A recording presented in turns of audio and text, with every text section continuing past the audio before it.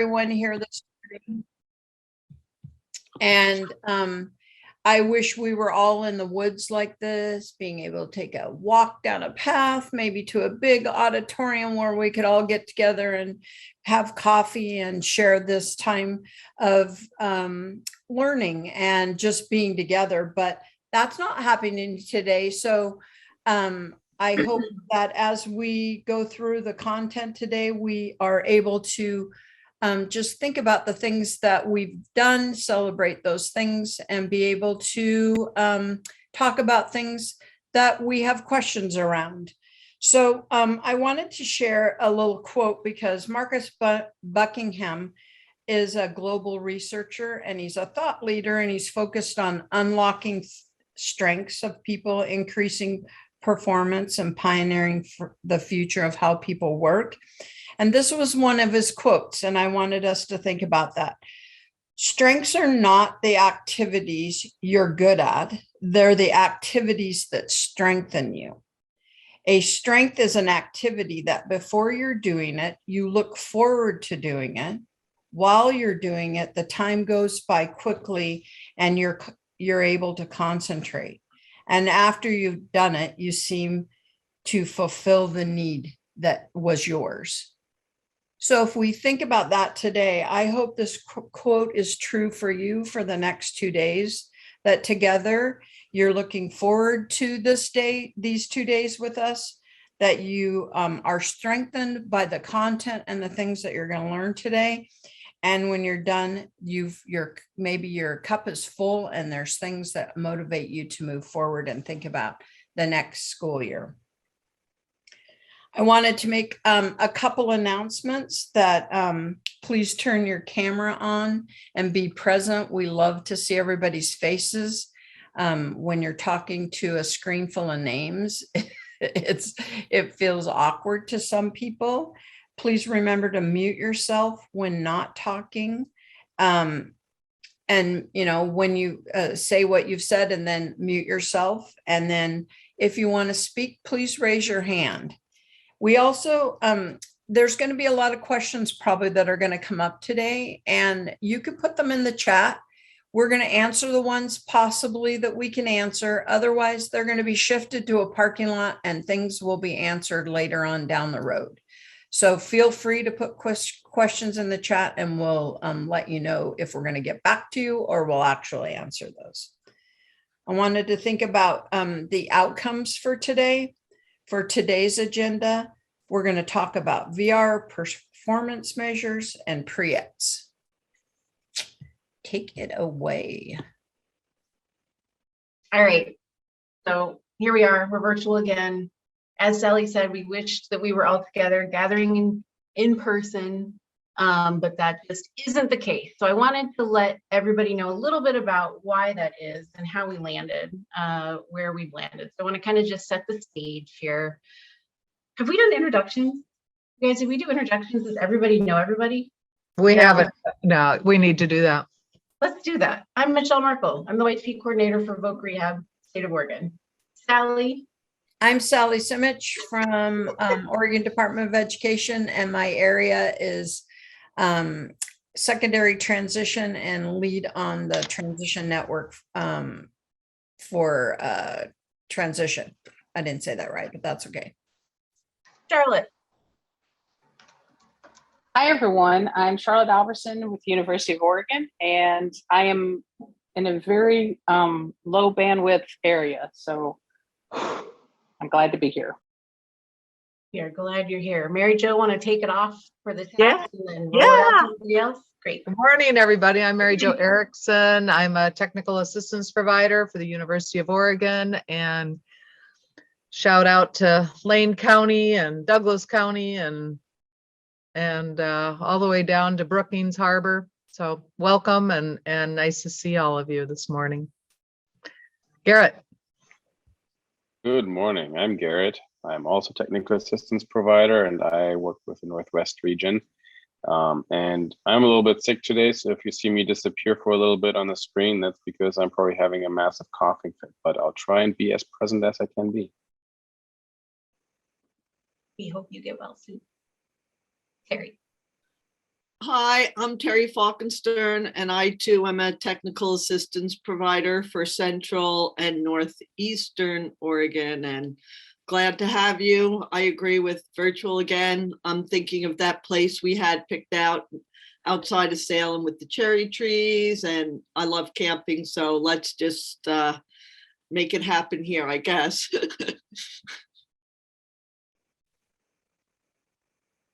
Hi, folks. Jesse Berkey here. Clackamas Polk, Marion County. Welcome to Summer Academy. I'm glad you could join us. Look forward to this event. And that leaves Joyce. Oh, yep. Hi, I'm Joyce Douglas. I have kind of a scatter shot of the state. I have Kearney, Malheur, Southern Oregon, and like Albany, Corvallis area. Okay, phew, we almost forgot that. We're so happy all of you are here. Thank you. Now let's see if I can share my screen correctly again. Did I do it right? No? No. No, that's your driver mode. How am I not doing that? Okay. This time. Yes. They look the same when I share them. Weird. Okay. Okay, so here we are, virtual again, repeat.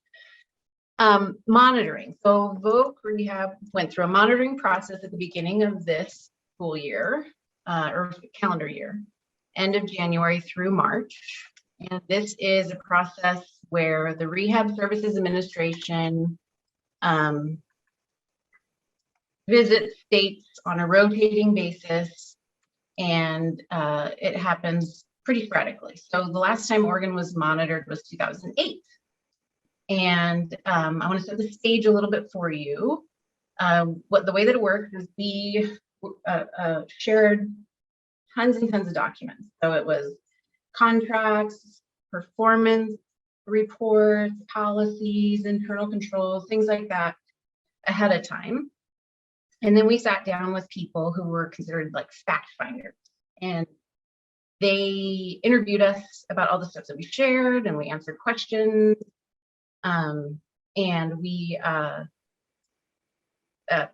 it wasn't like back and forth dialogue. It was basically us answering questions. So then they take all of this information and they share it with people at a federal level.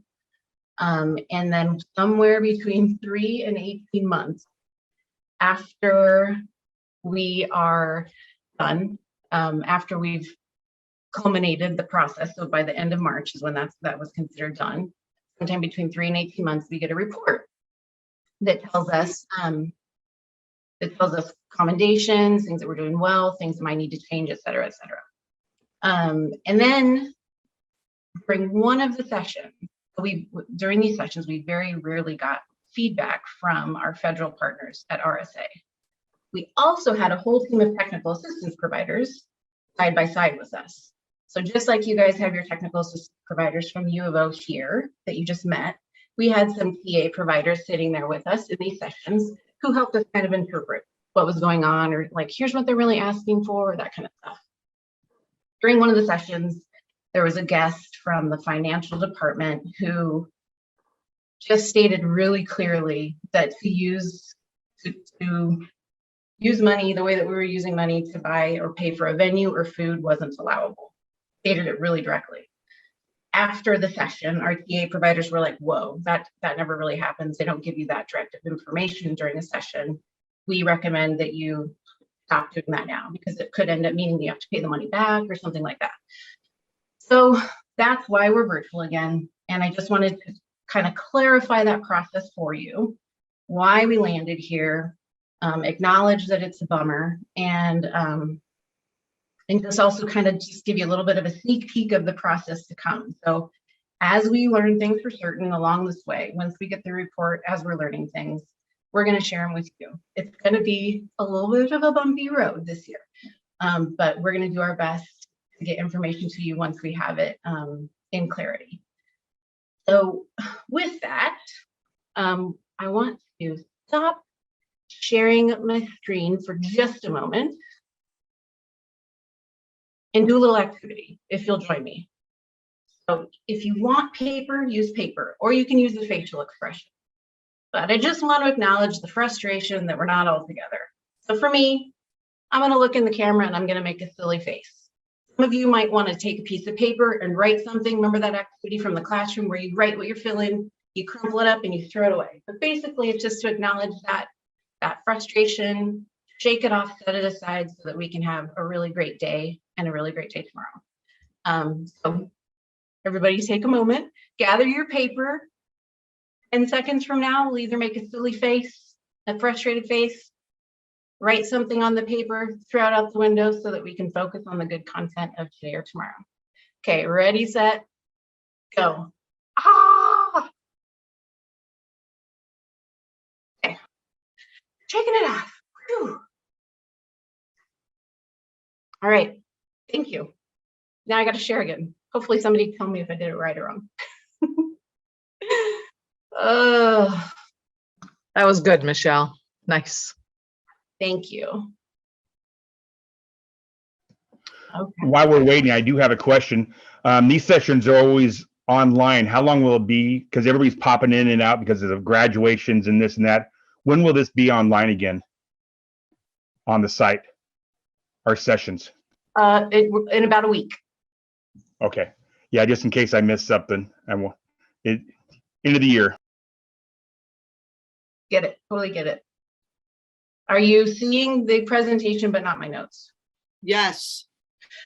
Okay, the restart works, everybody. If you ever run into 3 different versions that look the same when you're trying to share and you can't tell which one you're doing and keep sharing the wrong one, a restart. There we go. Okay. And the slide changed. Yeah? Woo! Okay. So it's been a journey, guys, these last several years, right? Life is always a journey. Yeah, I stepped into this role in VR, having been involved with YTP since 2005. So 2005, I was a YTP coordinator in a district, and then I became a school administrator where I was able to start YTP in a couple of different districts. And then I got to work with our awesome University of Oregon team as a TAP.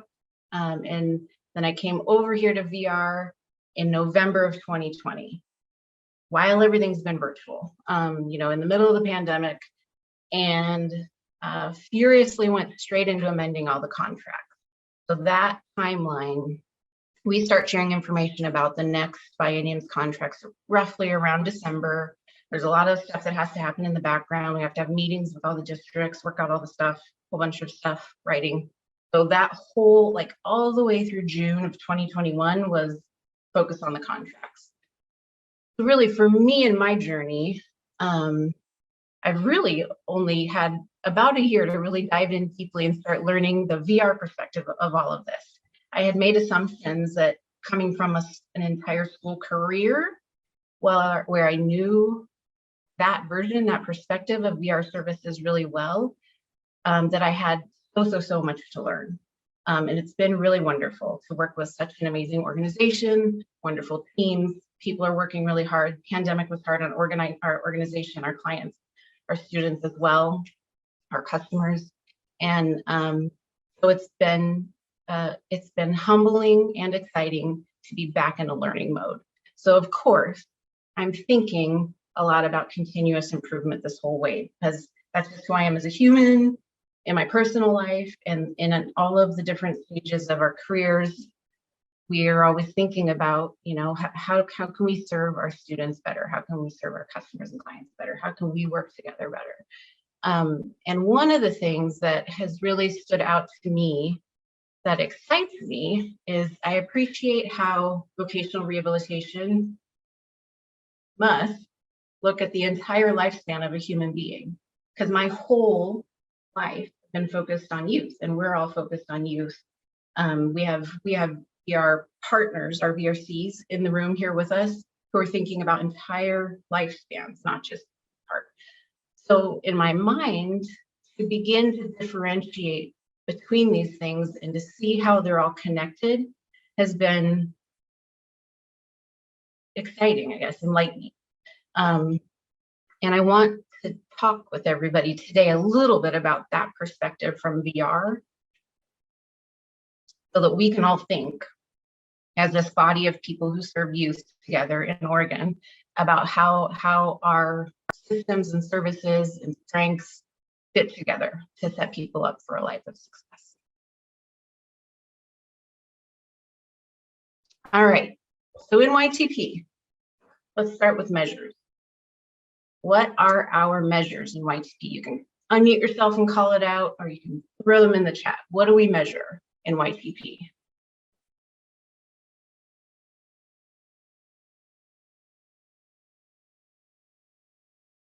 Think YTP database. Applications and Yep. rehabs, engagements. Plan Yep. signed. Application, IPE complete, engagement, closed rehabilitation, 6 months, 12 months. You got it, you got it, you got it. Successful employment, pre-ed, success of student, engagement with workforce, receptiveness of students. That's some of the chat. Yep. So formally in YTP, we're looking at those measures in the database. So we're doing counts of pre-employment transition services. In the YTP contract, it's like that one pre-eds has been provided before a student gets YTP services. And then with YTP services is exactly what Susan and Kathy said. So it's that application, plan, status at exit, and closure, 6 and 12 month data. And so that all happens in this time span, right? We've moved to a cohort model where we're looking at every 2 years and when and where and how does this happen. So now let's zoom back. We're zooming back. And in VR, we're looking at a person's life 14 and on. So think about your own life path. Really think about yourself at 14. And what were you doing at 14? And what did you know at 14? And what did you think you would be doing at 14? If you can remember. I would love for you in the chat, or again, unmute and call out. When you were 14, what did you think you'd be doing as an adult?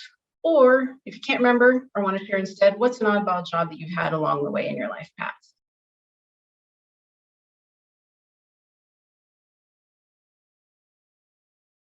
Anybody? I want to hear some interesting stuff. I thought I was going to be a mail, like a walking mail deliverer. That was what I thought I was going to do when I was 14. The walking postal person. Attorney. Marine biologist. Yes, right on. Detective. Detective, right on. And whoever's monitoring chat, you want to call out some of the things from the chat, please? Fashion designer. I had no idea. Rich. Dental hygienist, nurse. I was sure that I would be teaching American history in some high school.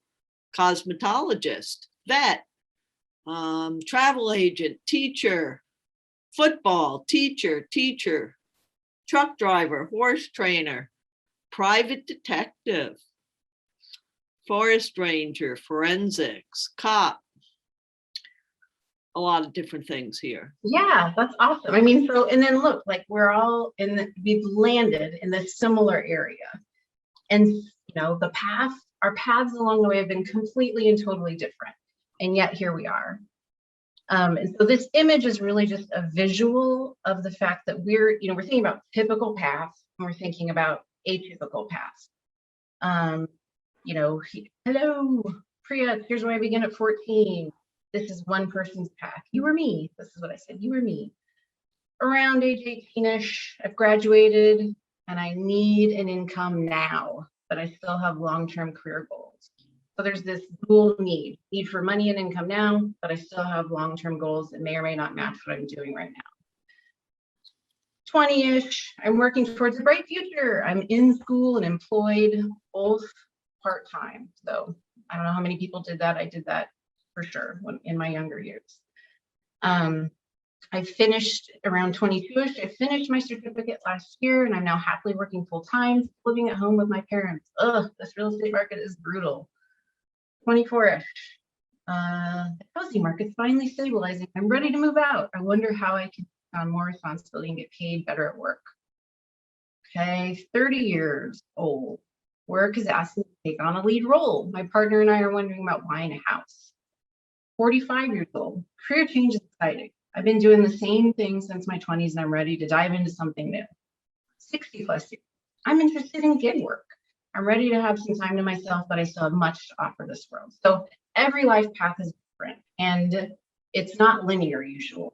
A lot of the images that we show and create show something a little bit more linear, but that's just not always the case. And VR is challenged. Our measures are really designed to hold us accountable to this long-term thinking. So not just the right now, but the long term.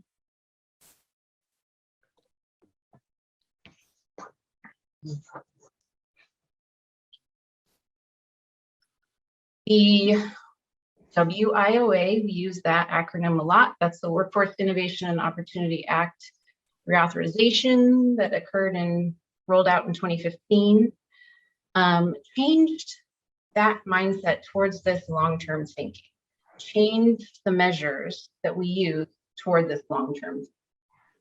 So these are called common measures, and they apply to all of the programs that are funded through WIOA. So VR is just one of those, but it's also like our Title I programs in community colleges, workforce boards, different things like that. So now we have these common measures, and then there's stuff that's also specific to VR.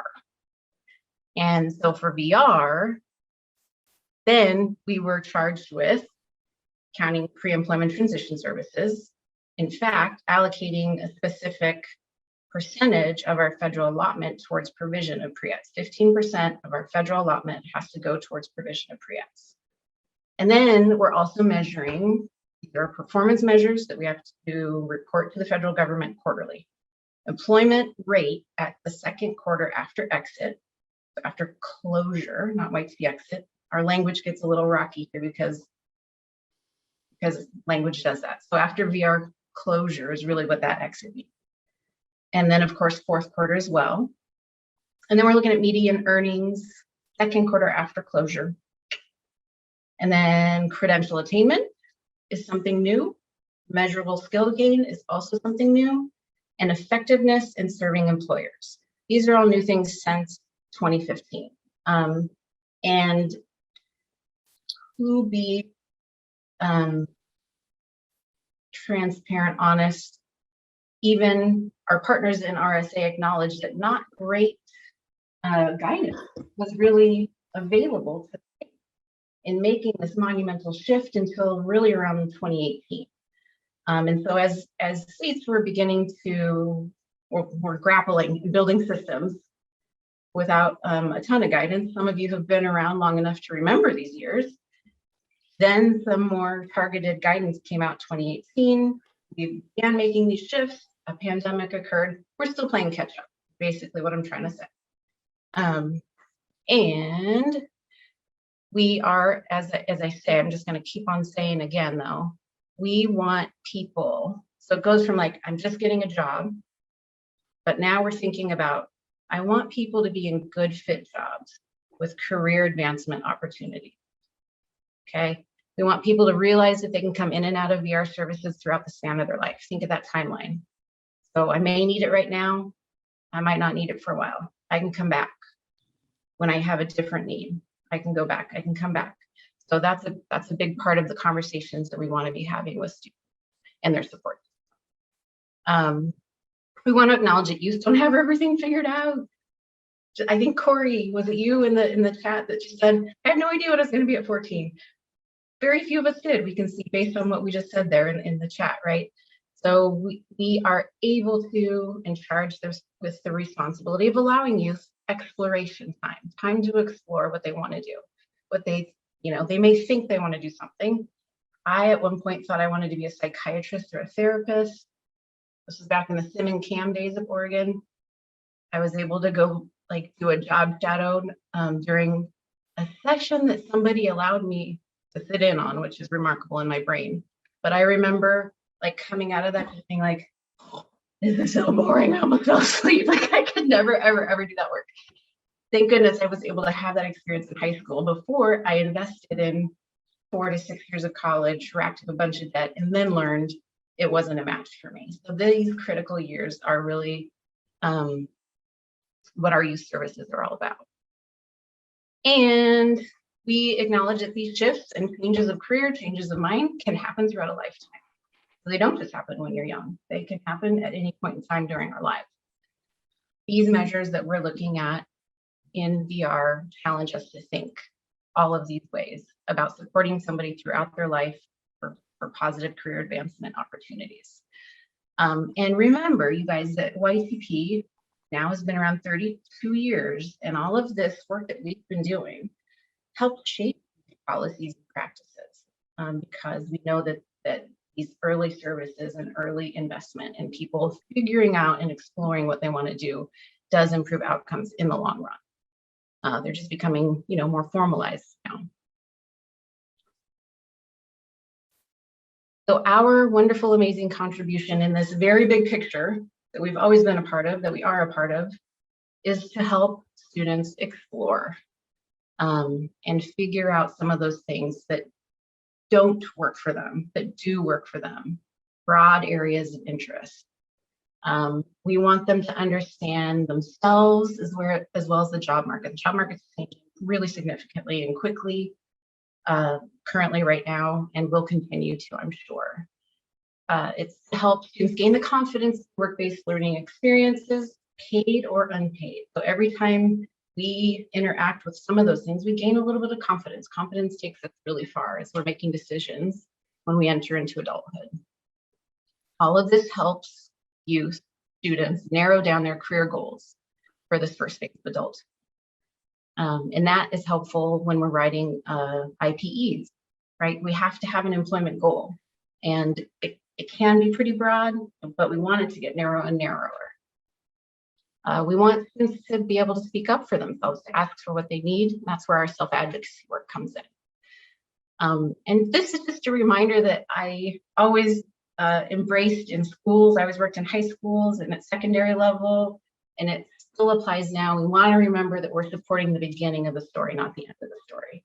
So it's setting people up for success long-term in their adult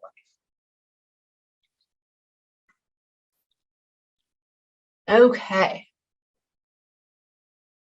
So I want to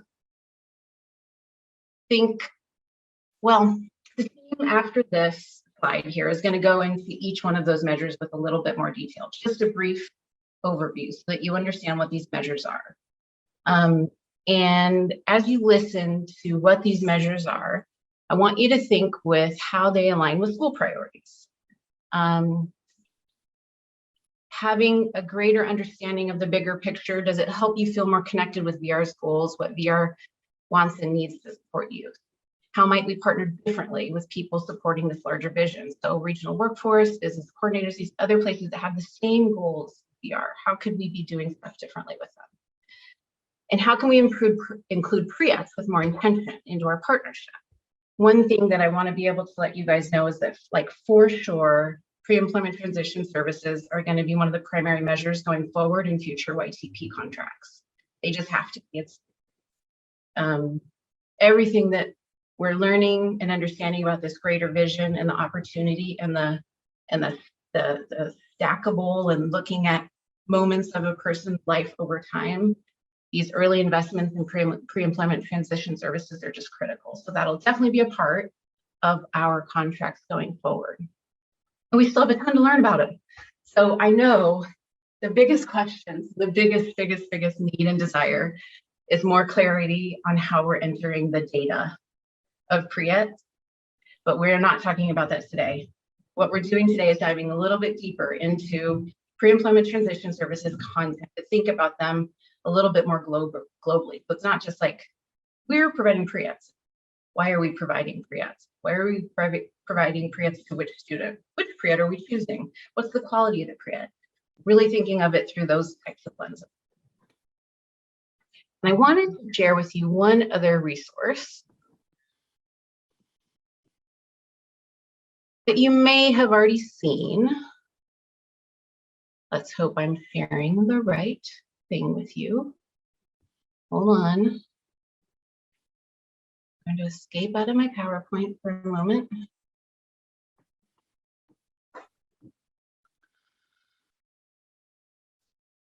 And share this. Okay, are you seeing a side-by-side view of transition services right now? Yes. All right. Yep. Yes. So this is something that came from NTAC, the collaborative, just earlier this year. And it isn't brand new. Different versions of this have been around, but I think it's really important for all of us to be thinking about the differentiation of pre-employment transition services, which is a VR service, and then separately VR transition services, a VR service, and then IDEA, a school service. So this lovely document is a wonderful snapshot of that. We are not going to go through it in depth today. We are going to share it after the fact. And I would ask that you take a peek at it, read through it, and then we're going to follow up with different content that looks at this at a different point in time.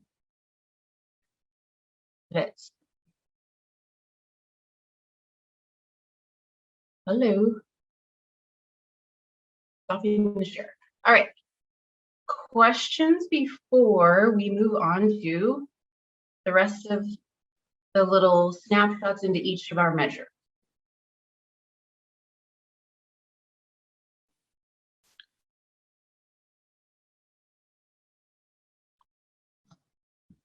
Nothing in the chat. Okay. Wow. Everybody's got it. No questions or totally befuddled. I never know how to take that.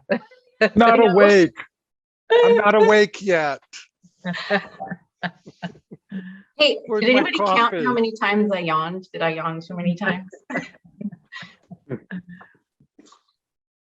It's all right, Stephen. We're here virtually. You can fill up your mug. Yes. But it's Okay. not coffee, but it's a substance that hopefully will keep me awake. I'm sorry. You're good to go. I actually wish I would have had coffee today. I didn't, but I will. Maybe tomorrow. Andre's wondering how are you sharing the comparison doc? That will be on our website under resources under Summer Academy 2022. Yeah, I'll probably look for it next week sometime. Yeah. Samanvaya, am I saying your name correct? What a beautiful name. I hope I'm saying that correct. If not, feel free to unmute and correct me. Yes, it's correct. Samanvaya. Okay. That's completely understandable. I would recommend you go to the beginner breakout room when we break out here in a little while. There's lots to learn, and this is a wonderful network to learn from. All right. Somebody wants an email once it's published. If you can just keep looking at the YTP website under resources, that would be great. Or Terry, you're from Bend. Maybe Terry can let you know when it's published. And we have Gail Newton with her hand raised. So go ahead and unmute and ask us. I put a little note in the chat, but do you anticipate the pre-eds database being revamped then to be a little more, so we can add a little more detail to what we're doing, or? That's a possibility. There's a lot unknown right now about how we'll capture what we want to capture for sure. So, yep. All righty, you guys. We ready to move on? The big challenge is the screen share again of this PowerPoint. Although I don't need notes anymore. Everybody else has their own notes, hopefully. Sharing. There we are. All right. So yeah, this is me. So there's information in here. It's all in our manual. Oh, I want to say page 47, if my memory serves me right. In our manual is a lot of information on pre-ETs. A lot of great going into details and talking about a lot of what we're going to talk about today. But pre-ETs are services required to be available to all students that experience a disability between the ages of 14 and 21. So as you're looking at your students in your school, these are the students that you could be, will potentially be delivering pre-ETs to. And when we say experience a disability, I know we talk in there about 504s and that. Remember, even when you have a student that's on a 504, they're still going to need some documentation on their disability, whether it's they're not on an IEP, but they're on a 504. There still has to be that documentation for VR that they do experience some sort of disability.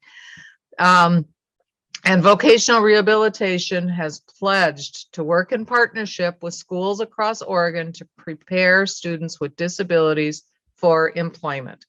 Just like I love what Michelle had in that very beginning piece in we're at the beginning of the story. I love that part. And who knows what the end is, none of us know, for me, it was babysitting and working at the A&W to where I am today. And that journey has been wonderful, but you look at different parts of jobs that you've done, all those things, and to let students know that they can go back to VR and say, I'm ready to change because I experienced this, I may need help from VR, which I think is very reassuring to students and families.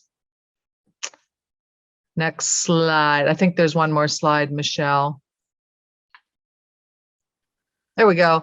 And so many of you have heard this before. We've got these 5 great pre-ETs, some of us on the that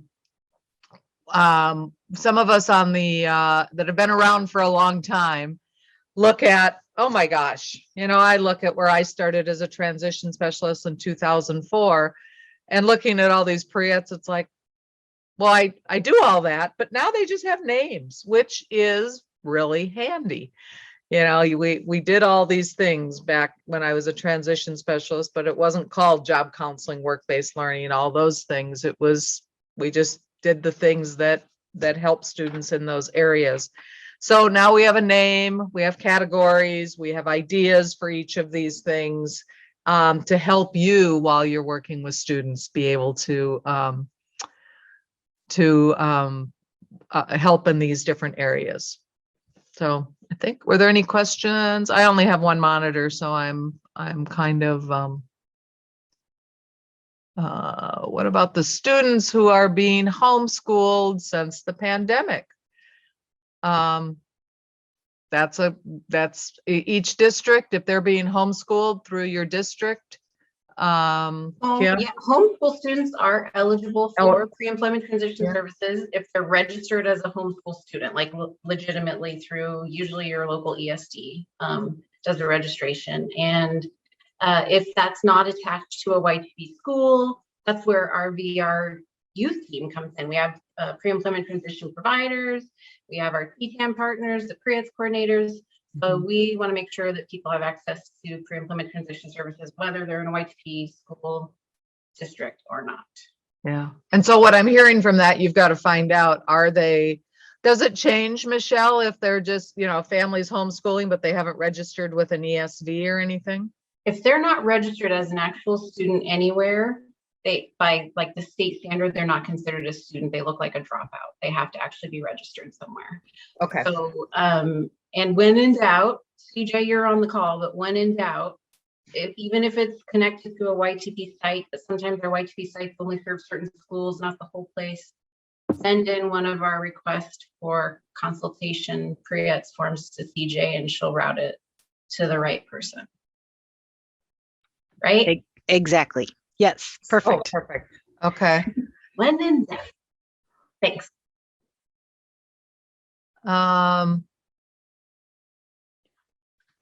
We have a few more questions here. I'll read it. I'll read it.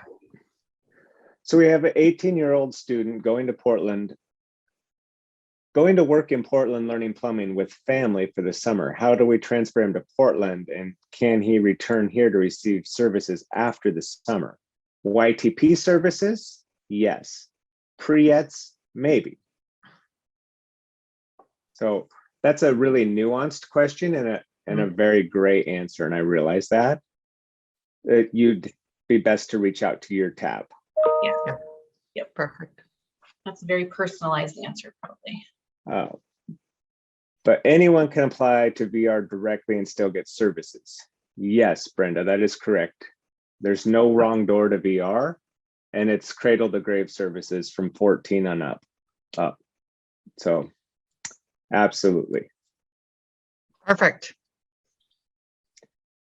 How to transfer? Oh, yeah, this would be a good question to talk with your technical assistance provider. If a student is just gone for the summer, doing something for the summer, but coming back to the high school that you're at, there you wouldn't be needing to do any transferring or anything if they're coming back and just gone for the summer. And if they're 18 and graduated and going to work, it might be time to close or exit in YTP and monitor for a year of follow-up. So again, those are really nuanced answers that are best set in another environment, one-on-one with your technical assistance provider. Yep. All right. Good questions, though, and thank you for asking. There are no bad questions. Yes. Okay. What does it mean for the transition specialists? We look at that. Transition specialists deliver pre-ETS to students in the schools where they're working. Sometimes they may receive referrals from VR, where a student may, a family may go to VR and then it's with a discussion with the VR counselor. Remember, we're all a team. So there's a lot of communication going on between the transition specialists and the your VRC, and how, what that looks like when it comes to pre-ETS. Pre-ETS allows transition specialists to get to know students earlier, as young as 14, and are a great way for them to learn more about themselves, what they may like doing in their future after leaving school. I love the idea of pre-ETS. It's like, okay, it's just like, let's chat. Let's do a little sit down and do an informational interview, a little get to know you. It could be something as simple as that. And you learn a little bit about a student after sitting with them for a half hour. And that can lead you to the next things that the needs of that student. So it's great, and it's a great way for you to just have that sit down and meet a student, and then kind of decide with your teachers, with your VRCs, what are the next steps for this student? What is in the best interest of the student? All right. Okay, hello everyone. The next one is measurable skill gains. So if you're a VRC, I'm sure that you've heard about this. If you're a transition specialist, this might be the first you've heard. This is a VR benchmark that measures the percentage of participants who are achieving documented academic, technical, occupational, or other forms of progress towards credential attainment. So it includes documented achievement of at least one educational functional level of a participant who's receiving instruction below post-secondary education level. So that would be, correct me if I'm wrong, Michelle, like a junior moving to be a senior, that kind of thing. So it's nice because you're able to actually measure those successes. It also documents the attainment of secondary school diploma or its recognized equivalent, secondary or post-secondary success. And for that, VR might ask for a transcript or a report card to document that. And then it also measures satisfactory or better progress report towards established milestones. So that would be on-the-job training, an apprenticeship program, or milestones like that, or even employer trainer providers. And then it also measures successful passage of an exam. So that would be exams that are particular to an occupation or progress towards an occupation, because remember, VR is focused on employment. And this is just a very brief overview. You can talk to your technical assistance provider if you have questions. All right, I'm ready. Okay, so its effects on YTP teams, why it's important for transition specialists to know about this, is your VRC might be asking for some documentation. They might want, if you have a student who completed a forklift certification, it's important that you tell your VRC that so that they're able to document that success over time. They might ask for transcripts, report cards, diplomas, stuff like that. And your release of information that you already have allows you to share those school documents. So you don't have to do anything new. So it's kind of cool because you're able to measure all those little benchmarks of success versus just that competitive integrated employment. So it's measuring along the continuum of success. Thank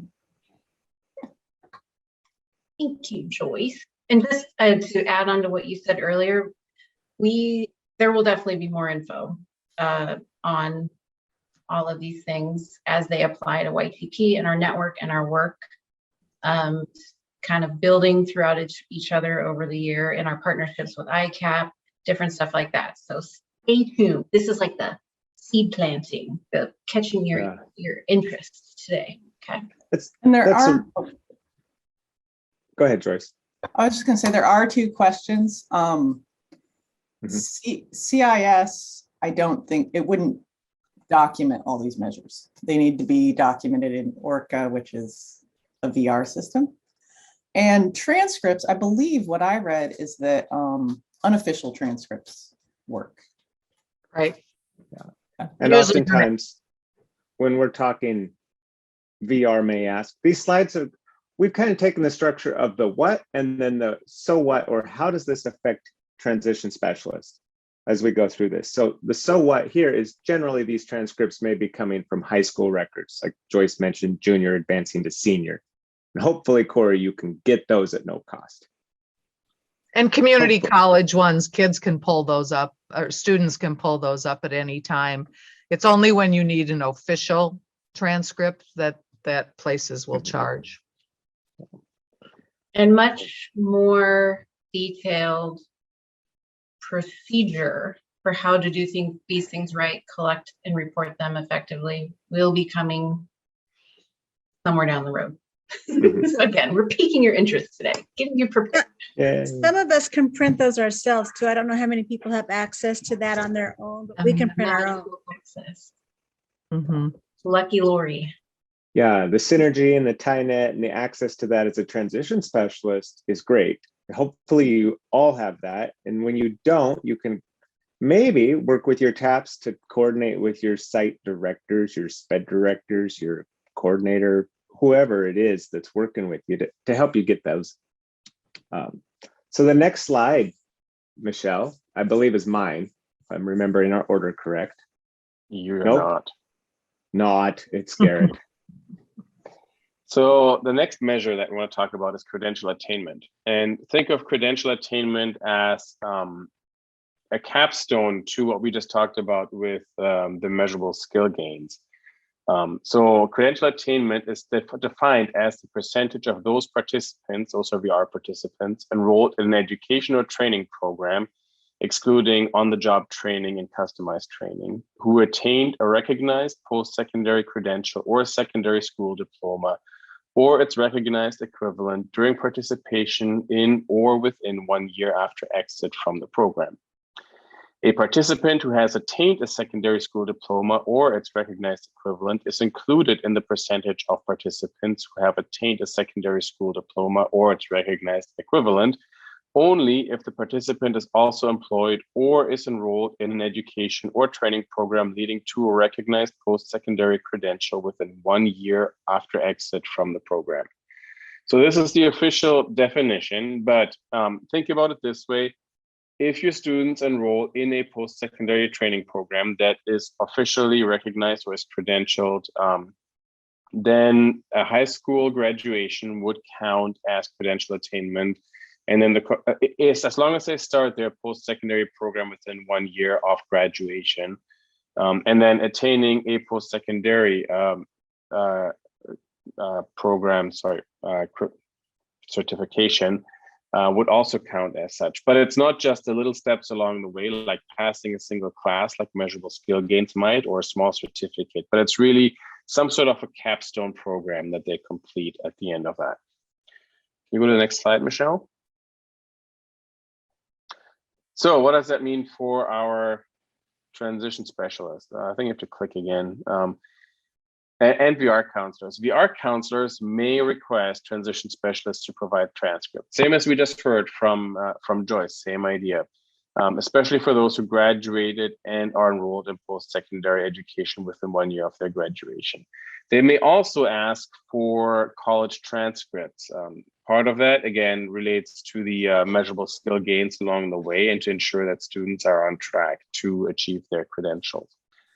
What are some of the new opportunities? VR is measuring their performance based on clients attaining credentials. That's one of their measures. As transition specialists, you're often in a unique position to help the VR counselors, help VR obtain the information that they need to put these successful measures into their system and then be able to report them to the feds. So that's a big thing where you can support VR in just getting things, hopefully having easier access to the documentation required because of your existing relationships with the students and your ongoing work with them. Now, Jesse, it's your turn. Oh, Michelle, back it up. Or maybe they saw it. I get to talk about some math that VR does, but I'm curious if anybody knows the term median. Can you just type it into chat real quick? Math term, mode, median, that type of thing. Josh Barber, you nailed it. Lisa's got it, middle, center of the range. Okay, next slide, please. I had to refresh myself on my math terms real quick for this next slide. VR's performance measures, as we've talked about them, Michelle mentioned back in 2015, WIOA came into effect. And VR's playing catch up a little bit. We all are trying to understand just where we're at. Pandemic slowed us down. The middleist number, I like it. So the median is not the average, is what this slide says. VR is going to begin to measure, just like we do in YTP, at 6 months, what is the median income? And beyond that, VR and us, we're going to be reporting numbers so VR can understand what they are. How VR reports the median number, it's still going to be up in the air. Is that the median of all of their clients in their entire caseload at that snapshot in time? Because if it's the middle number, it's not their average income. I don't know. So we'll figure that out, VR will. But the what and the so what is we might help them for YTP students.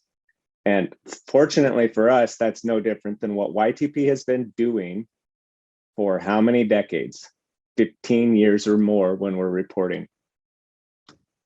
That's fine. Either way, because we're engaged.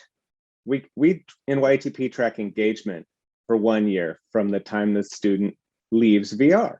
At 6 months, we ask the question, where are you? What are your wage? Are you still working? Are you not? This is the same metrics that VR will be tracking now for all of their participants. So the what is, we continue to provide that information to VR.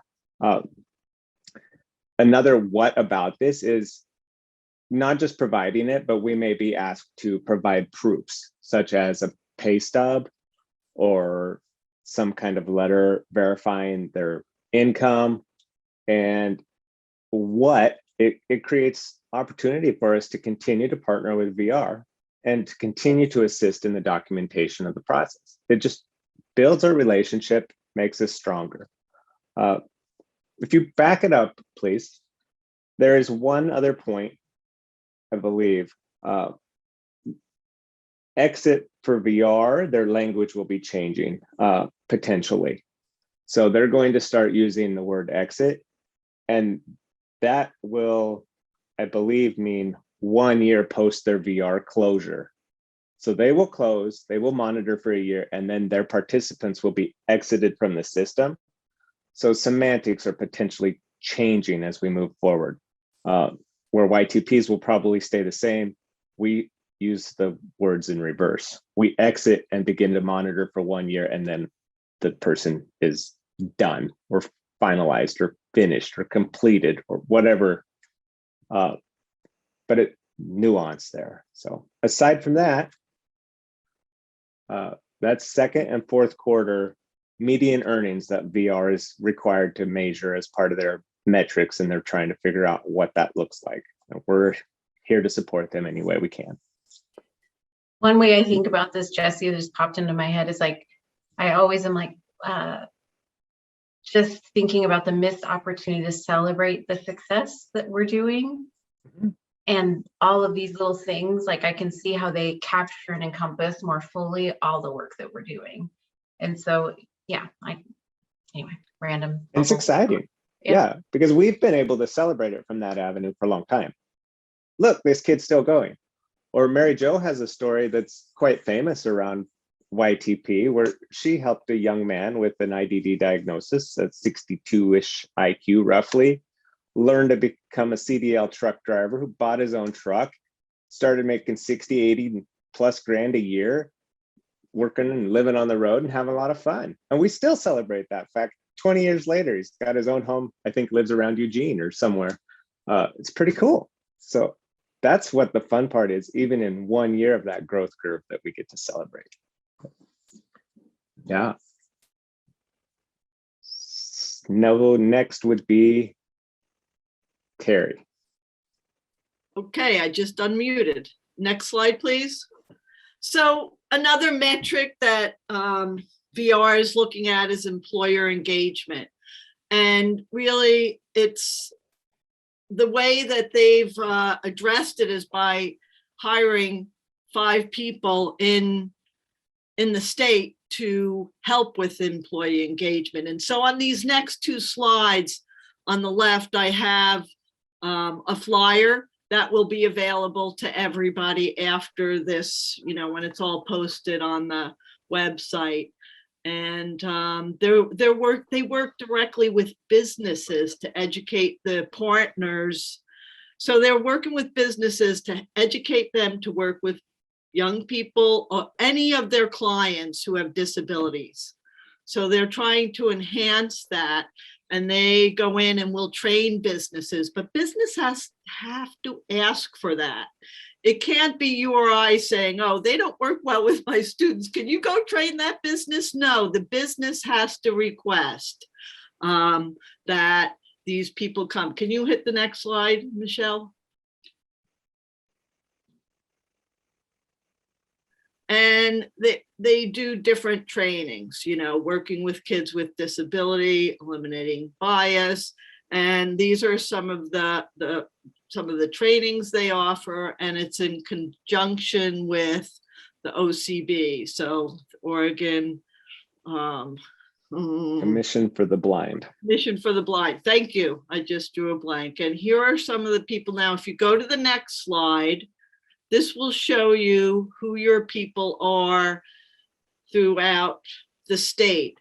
And I talked to Kim about this because I was a little confused, and I said, well, how will the transition specialists work with these people? Where do we see them working with them? You may see them in a meeting. But one of the things I thought of, say you're having a job fair in 3 months, you may invite this person to that job fair and they can work with those employers. They're another person in your network who there are going to be unique opportunities that come up. And what they are, we don't know yet, but say you did have a job fair and a week before the job fair, somebody in this network could maybe offer a training about working with kids with disabilities to all the employers who were interested. Or we don't really know, it's new, so more will be revealed. And when you see one of these people at a meeting, get to know them and figure out how you can work with them. So how does it affect you? Well, you know, if there's an opportunity to work with them, if you had a business that came to you and said, you know, I would really like to work with you more extensively, but I have all new employees who need some training in working with people with disabilities, you could connect them with this person. So the way I see these new measurements for VR is we need to see how we can work with them, and opportunities will arise in the future. So it's another person in your network. And so I think we just each of us talked about these new metrics that VR is tasked with measuring, and it's a work in progress. And so are we. So how this works out is more will be revealed in the future. All right, that wraps up this session. My session of slides. I must look at the There's a Judy, thing that says, can you put the slide back up? we can find that. It'll be on the website with the PowerPoint, the other document, recording of this session. Judy, it might take me 30 minutes to try and do that, given what we thought this morning. Oh dear. I don't know how we're doing on time, but we'll make sure you get it. Even if you email me directly, I can get you that. But I don't want to go through that mortification again. And maybe we can put that up as a separate thing on the resources in a week. Okay, where are we? There are some questions in the chat. I don't know if we want to just parking lot those. I or think we so. are a little over on time. We're running out of time, so I think we need to go into our next. Oh yeah, okay. Yes, we will parking lot them and come back if we have time in the end.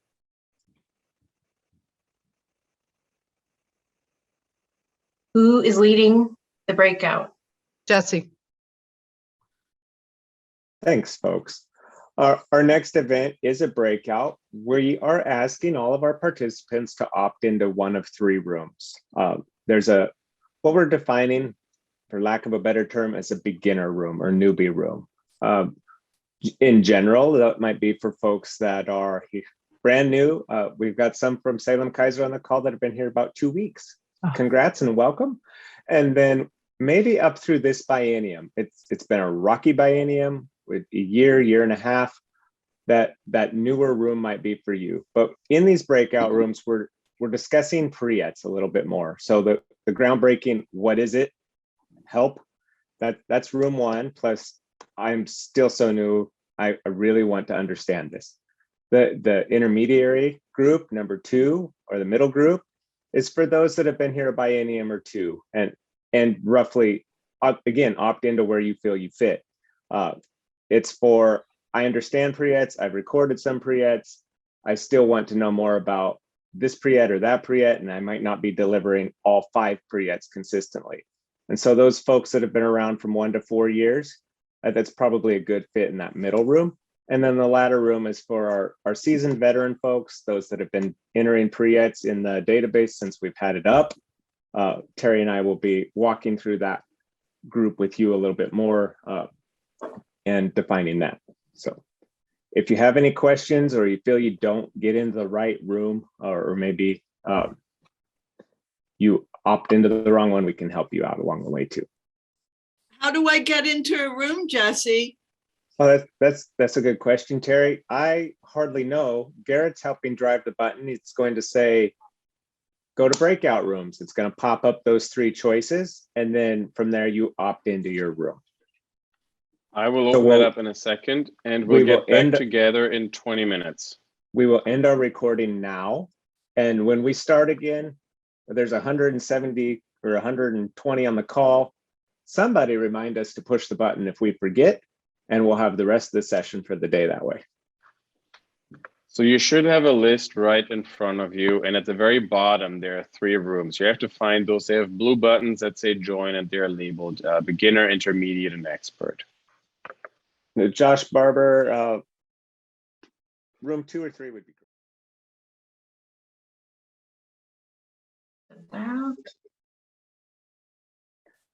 All right, it's 10:51. I resumed the recording. And for this next little bit, we want to hear from our breakout groups a little bit about their strategies of how they provide pre-eds, especially how we overcome some of the barriers that you might feel towards delivering pre-eds to your students. So I don't know who wants to go first. Well, I'll just start ahead. by saying in our session, 20 minutes felt very, very short. We were 6 slides out of 12, maybe.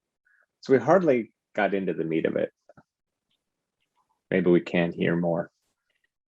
But go ahead, Mary Jo. Oh, I was going to say the same thing, Jesse. Really just got into the beginnings, but it, you know, I think a lot of people, you know, the questions around who is a student, that kind of came up in ours. You know, how do you consider what is a student, right? And there were many, you know, just making that clear. I don't know if it came up for the rest of you in your group, but what, you know, a student graduates with a regular diploma. Okay, they're on their regular diploma. They have no plans to go to college. They're not going to do anything else. You may be working with them for the next year because they're one of your YTP students. And you do continue working with them, but if they are not going to be a student after they graduate anywhere, you do not have to keep entering pre-eds. And I think that's a big one out there. The word student is what you want to look at. And are they going to be a student somewhere in the fall? Then you do keep registering those pre-eds and documenting them. If they have no intentions on going to school, you don't. So is that, it gets confusing. Yeah. It's a really good point, Mary Jo. Thank you.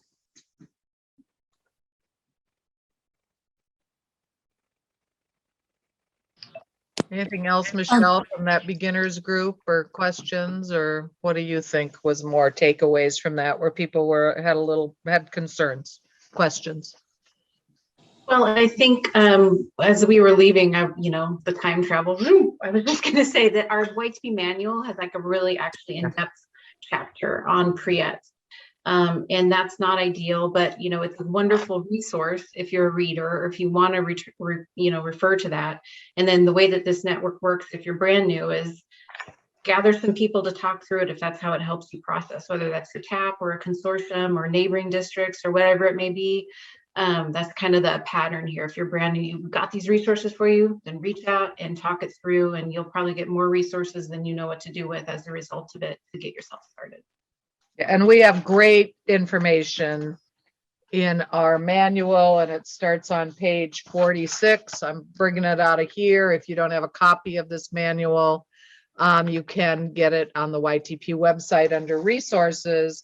page 46 through, oh my gosh, 57. So lots of information that will probably answer a lot of questions. And I put a link to the manual and the pre-ed section of the VR YTP notebook. Thanks, Joyce. Woohoo. One of the things that we discussed was the ones that people struggle with delivering and the ones they're comfortable with delivering. And one of the things that came up is if you are struggling with, say, work-based learning experience or something like that, contact your TAC, because we talk to all the transition specialists around the state. So we might know somebody who is an expert at it and be able to connect you or provide you with some ideas on how to do it. And I also reach out a lot to our TNF coordinator. So Cindy Cameron, she's come in and we've teamed up to co-teach, a workshop as well. I think they've got so much knowledge that they can share as well. And that's been amazing too. Through that, you are entering a big, huge network of awesome people if you're new. So thanks, Yesenia, for that reminder.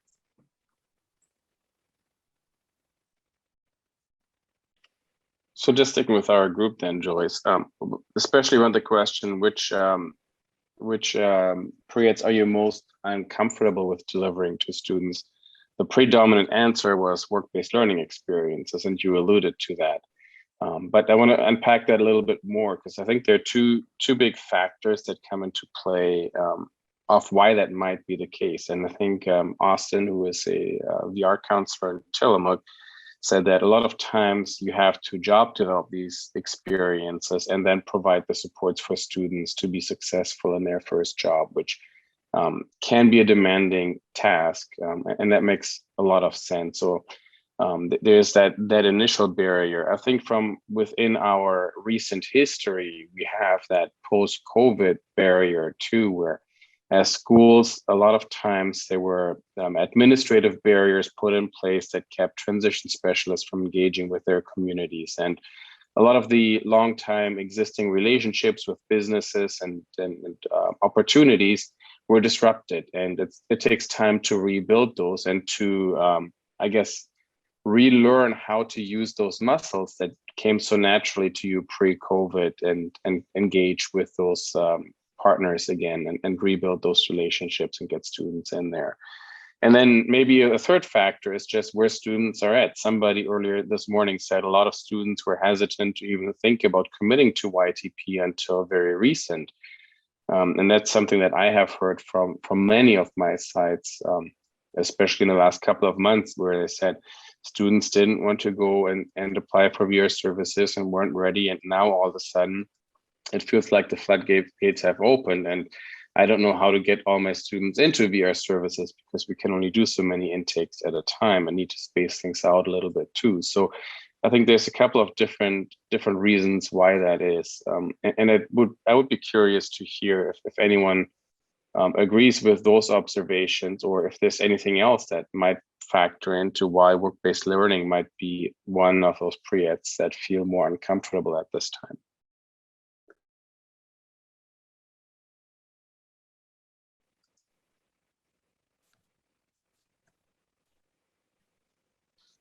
So I can speak for down here at the Three River School District.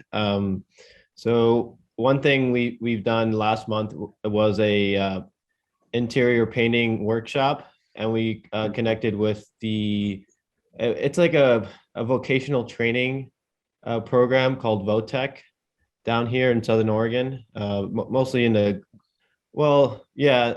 Josephine County and Jackson County.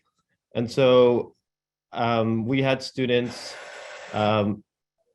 who attended this vocational training program throughout the school year. And so I connected, I just asked permission if we can utilize a space where we can do a painting workshop. And so students came in and they repainted a classroom, and it took about 2 hours. And so they learned kind of like the basics of interior painting, and it was really engaging and fun. And so the instructor, he was yeah, he kind of took it over, but YTP kind of connected everyone together and created that idea of using that space for that workshop.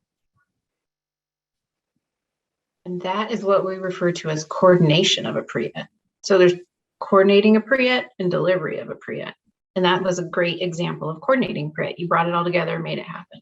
Yeah.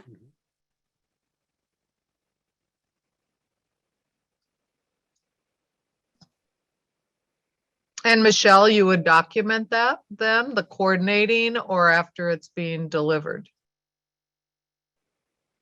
The receipt of is what we're documenting. So the student received a pre-ed.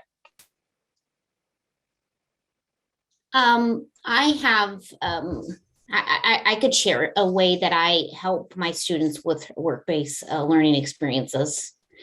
I'm at Salem Kaiser School District, and I am the YTP specialist for Roberts and the CTP program. So CTP, the Community Transition Programs, already have a lot of connections to the community. And so I work with the CTP employment specialist to find work-based learning experiences for my students that are even just in at the Roberts, at the high school level. And I've had a work-based learning experience for one of my high school students in one of the businesses that a CTP would uses and utilizes. And that's a huge database that I have, a huge list of businesses I can partner with to get my students in there.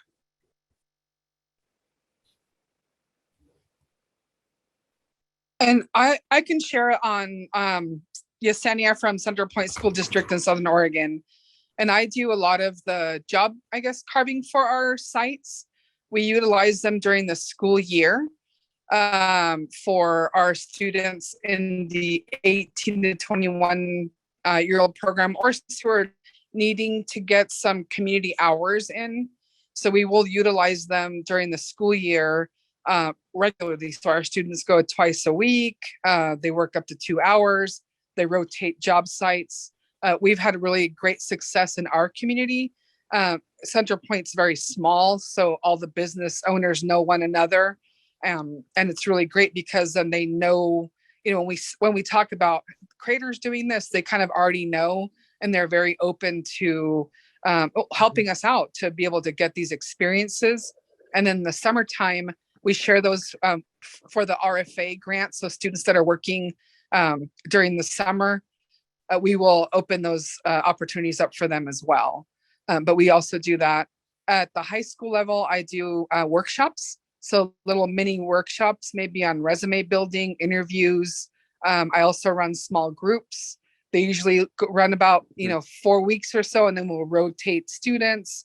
Now that the entire campus is on the same schedule, it makes it really easy because I could have a group on Tuesdays during fourth period and then just rotate. I do go into the classrooms as well. And we will talk about, keeping your job, getting ready for interviews. I mean, any and all topics around our pre-eds, we definitely do that. I've had a lot of success because our case managers are really, really open to having me come in and do a little workshop in their class, or pulling students out to work with them one-on-one as well. Thanks, Yo.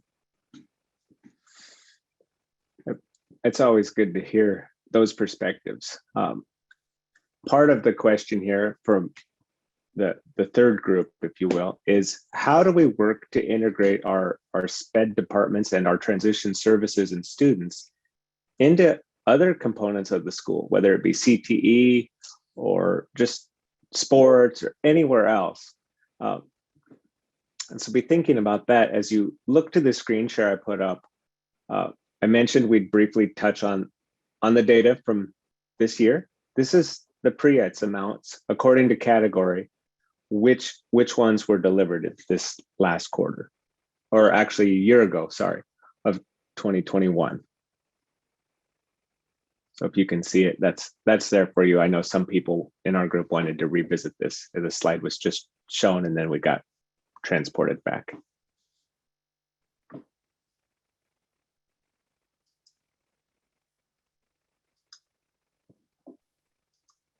Yeah, that's cool info.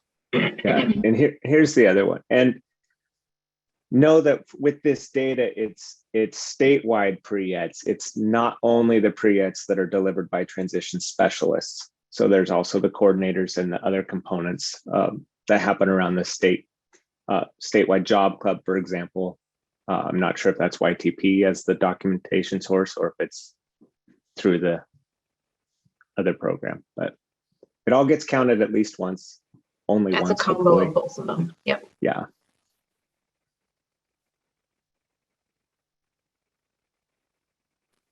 Yeah, students served, services delivered. That distinction is interesting to look at. And you can see it in the fall, October to December. That was this year. Kids were back in school in person. We were all masked up, but we were back in school, and the numbers climbed. And so we'll see that 1 year out from now, most of these numbers will climb too. And as we look at it, I would say that no one category seems to be neglected. So that was positive. I would say that's one of the positives that I saw in just looking at the data. Mm-hmm. Yeah. And that work-based learning, it took a hit. Swift was closed down. Some Camp Lead was not happening. Other summertime RFAs were on hiatus. So that's understandable.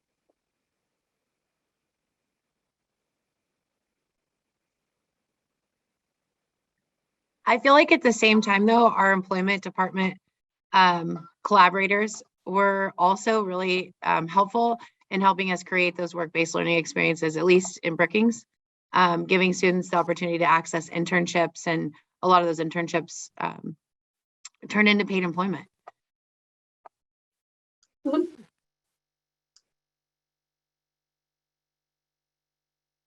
Thanks for sharing that, Michelle. Yeah, that's always, those partnerships are pretty critical. Circling back, and I think this kind of lines up with what Jesse was showing us in the data. Job exploration counseling was the one that most people in our group felt most comfortable with. And I like, when we dug in a little bit deeper and asked, why do you think that is, and how does this fit into the bigger picture? There were two answers that stood out to me. One person said, we can work in longer blocks. It's something where you set aside half an hour, sometimes more, and you work through some assessments or work through watching some videos and exploring career pathways. But it's not something where a short block is usually sufficient, and it's a good way to engage students. And if you have a YTP class, for example, to put it into that context, or if you partner with a teacher and do sessions in their class. The other one that was pointed out is it's the natural starting point for most of the students that they work with. A lot of students that start getting in contact with YTP have no idea what they want to do. And so to get somewhere, you have to learn what are the students' interests, strengths, maybe preferences. And so that leads you right into some of those job exploration profilers, whether it's CIS, Naviance, or a different system that you use to help students explore their own interests and hopefully future pathways. So both of them were very interesting to just naturally pop up right away. John asked in the chat, and I want to take this one if I can. Can we go over the proper way to enter data into the pre-eds database? So John, I want to acknowledge that there's a need to get way more clear on that. And we're not going to cover it today. The reason why is, so for now, stick with what you have, the resources you have available. You have the pre-eds data entry manual on the YTP website. Your current contracts say to pace yourself monthly, and then we report to the federal government quarterly. What happens is you guys enter into the pre-eds database. On the back end, it turns into an Excel sheet that's distributed among many of us in VR, myself included. And every quarter we have to go back and hand enter every single pre-ed delivery. So even like doing it daily isn't the goal, because that might be actually creating more when you can do like those bulk versions. So we're just asking you to pace yourself monthly, and then quarterly we report it to the federal government.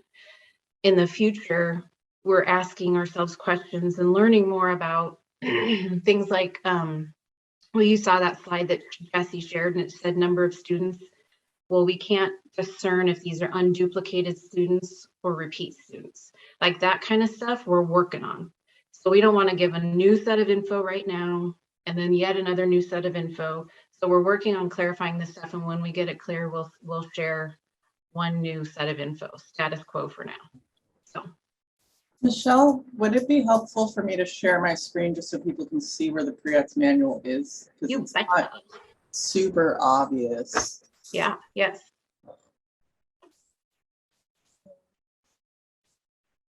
Okay, so if you're seeing the pre-eds login, the manual is, the link to it's right here, hidden under your login button. And then you can click on it and we'll go there. Thank you, Joyce. That is incredibly helpful. And also on that screen that Joyce just shared with us, there was a big yellow box. That one shows you when the next set of data are due to be entered into the database. Yes. So it's right on that screen as well. Thanks, Karen. I do have a comment, and it does, we haven't talked about this at all, but I need a little guidance with, I'm starting to meet with a few more students who are highly motivated, who are just like ready to get this done. However, then we find out they do not have the legal status to be able to work. And I don't know where to refer students or their families or how to even go about this, because just this school year, I've got 3 students that are in this situation.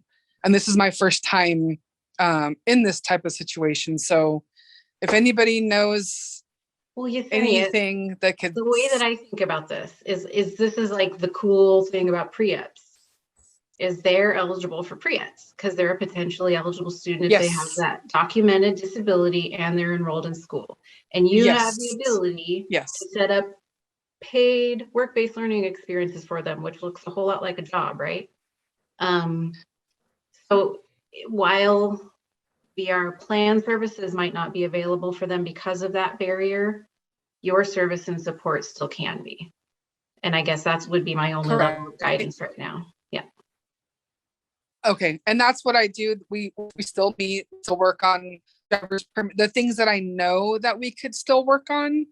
But I have 2 who are like so ready for work, and I feel like my hands are tied. I don't know what to do.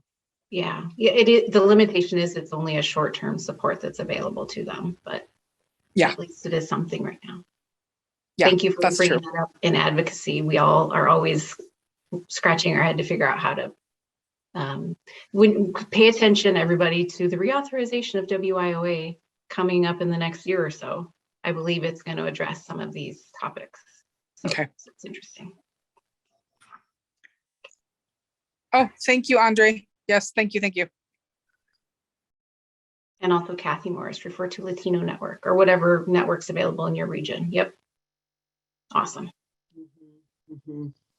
And one thing to always remember is if you have specific questions or you want to get really nerdy about this, your TAP knows all this somewhat, or at least can ask somebody the right questions. So we enjoy the nerdy, nuanced questions. At least so. Yeah, we do. Thanks, Joyce, for the clarifying. We can address it. We can help ask. We can research it. We might not know it all. Come on now. It's wonderful.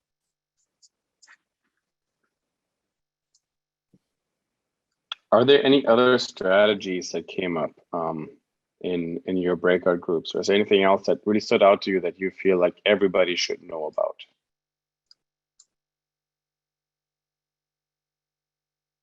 Well, the veterans. Go back. Oh, I'm sorry. I was looking at Alexa's question, and Alexa, that's for the YTP database. Remember, there's two databases that you enter into on the YTP website.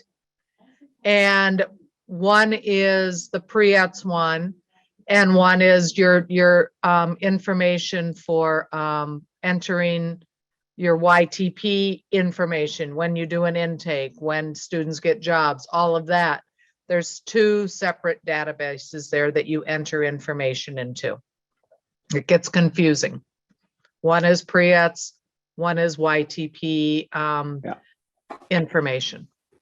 Yeah, that's very true.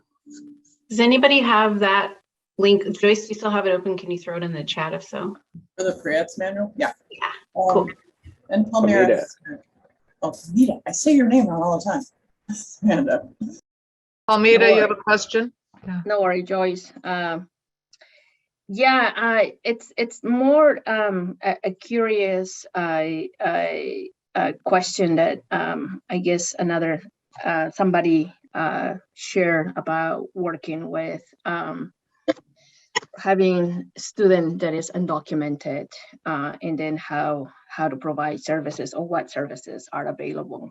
And yeah, thank you, Michelle, for talking about, you know, that this student still will be getting pre-ETS.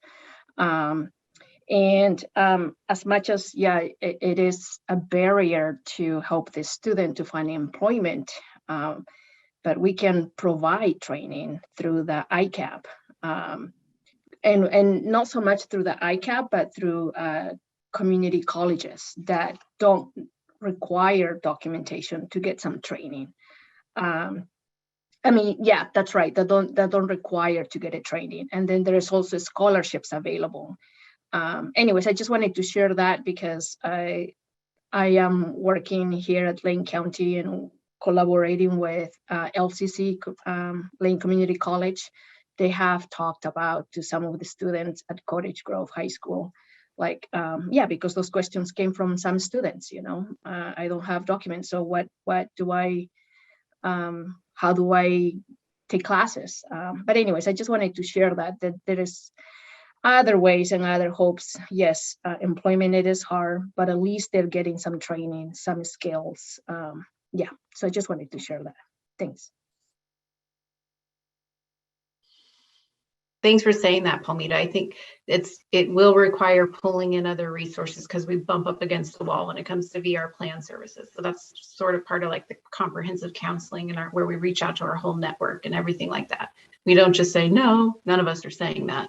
It's a different route though. Thanks for bringing that up. And just to piggyback off that, I've had students in the past that we've helped look at how they apply to become a citizen. And I don't know if that's appropriate or not, but we did it anyways, because it was what the student needed to be able to access employment. And so we were even able to help get it funded by our local Rotary because that was an issue for the family.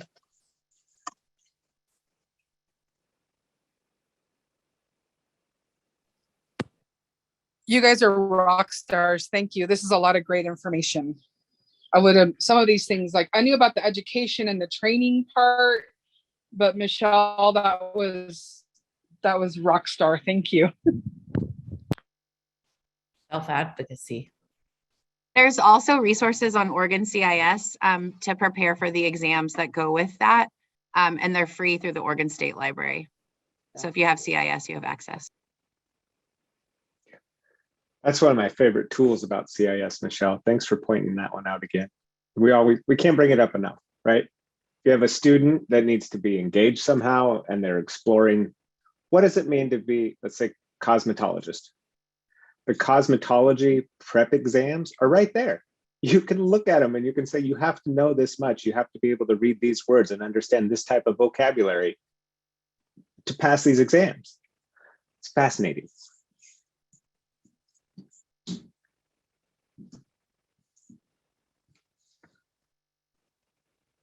So in our veteran group, folks, we talked a little about what does it mean to be engaged, or how do we increase student engagement, and what do we look at? And some resources came out that I feel were very beneficial to share out for the group. If you're not aware of the statewide job club, check that out. It's a pretty cool program that's running right now. And another one that has typically happened at either ESDs or districts in general prior to everybody being closed down was just agency nights or family resource nights, or our district is set up to invite all these community partners to come in and sit in the gym and talk about services for youth or services for our students as they transition onto adulthood, such as DD, community colleges, VR, brokerages, other agencies. And if you've never thought about that, talk it out with your TAPs, talk about it with your TNFs, try to coordinate that out. I see that as a really big takeaway, and that the team with Oregon City and Clackamas up north as a county, they did it really well this year and partnered virtually and made it happen online, and it was still successful. So it can be done.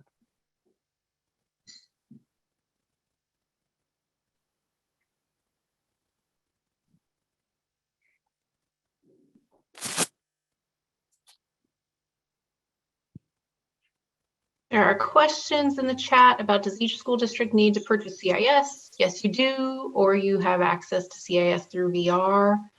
Ask your VRC if you don't. There's also an initiative happening right now where for a certain number of years, I think, Allie, I don't know if this is on your radar, but I think ODE is going to pick up the tab and make it free for everybody for several years. And I don't know, that might be beginning in fall.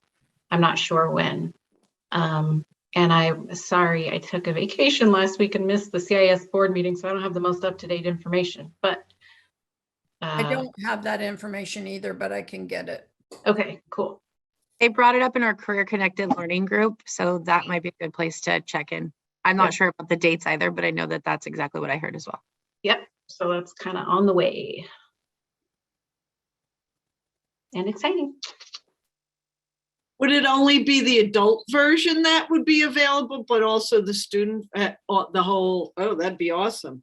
My understanding is that if people want like the administrative reporting features, there still may be a need to purchase that, but the student level information is going to be accessible, like student and client, individual adult information level will be accessible free. Yes, that's correct. Corey, right, you were there, that's right. Woohoo, and Tamron probably, yeah. Thank you. I believe middle school, the middle school students will have access as well. Yes. Laura, you have a question? It's kind of a comment, basically.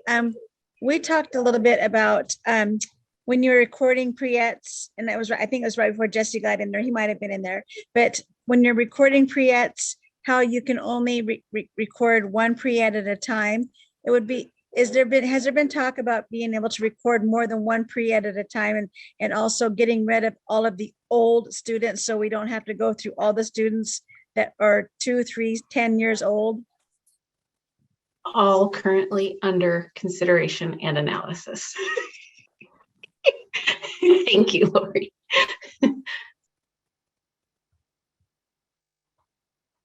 We're rolling with it. VR's rolling with it. And we're making the best that we can. So we're doing the best that we can.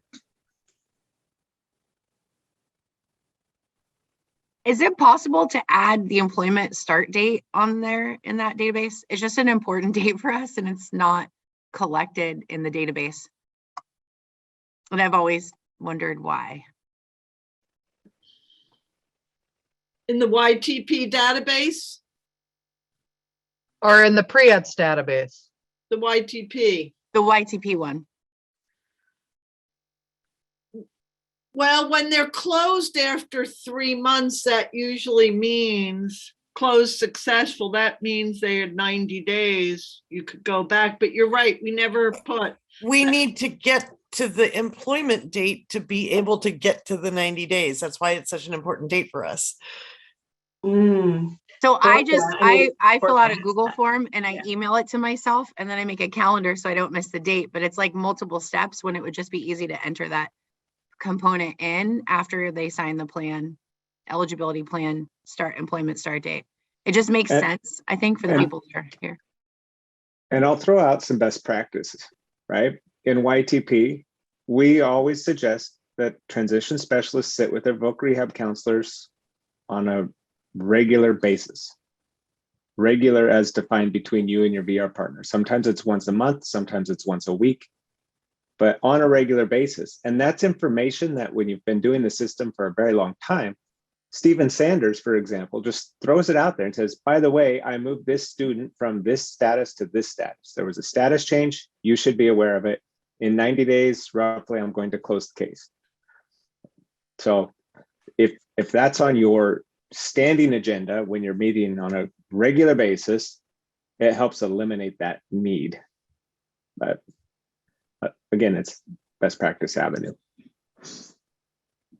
Well, another thing that we need that employment date for, I'm just going to keep going there, is when we let our VR counselor know to put them in employment status and that 90-day rehab countdown is starting, we have to provide that date as well.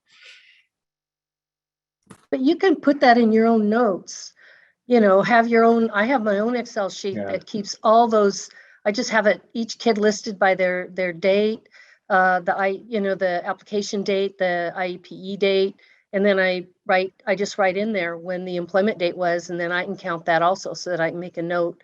If Stephen doesn't catch it, I catch it first. And, you just have to make your own Excel spreadsheet that helps you keep track of all that. Somebody brought up something that I wanted to bring up. There's this employment start date and the stable date. Normally, the stable date, and it's different for everyone. Somebody can get a job and be stable in a week. It just means, how are they doing? How much of a time do they need to become stable in their job? Some people, it may take a month. It just really depends on the person. So with me, there's a 2 week, usually an average time is 2 weeks. Somebody can really learn their job in 2 weeks. And some other VR counselors might want to say how they do it, but it's not a big issue with me as far as stability date. I do like the start date. And so I usually have forms. I get it one way or the other. And either my YTP specialist will ask me, hey, I need this eligibility date. When did you put them in as a start date? Or they usually know it more than I do. So it's kind of a team effort. And yes, it's very good to meet, either if it's once a week or once a month, because then you have that communication. Lane and I developed a good system where we have a rolling Google Doc that we staff off of every other week, and it has like next intake dates, eligibility dates, plan dates, employment start dates, closure dates, so we can go through systematically, and a student should start at the top of the page and move to the bottom by the time they exit. And so that's super helpful, but it also, I just think it would be a little bit easier to have it in the database as well. How hard is it to add, and why can it be done? And if it can't, why? I'm happy to tackle this. I'm not intimately involved. Charlotte, I don't know if you're on here, but it involves a subcontract with programmers that costs money every single time we make an adjustment, is the short answer to why we don't simply make changes and updates. And do we not have the money to do that? This is Charlotte. We do have the money, and it's a conversation that the management team can have.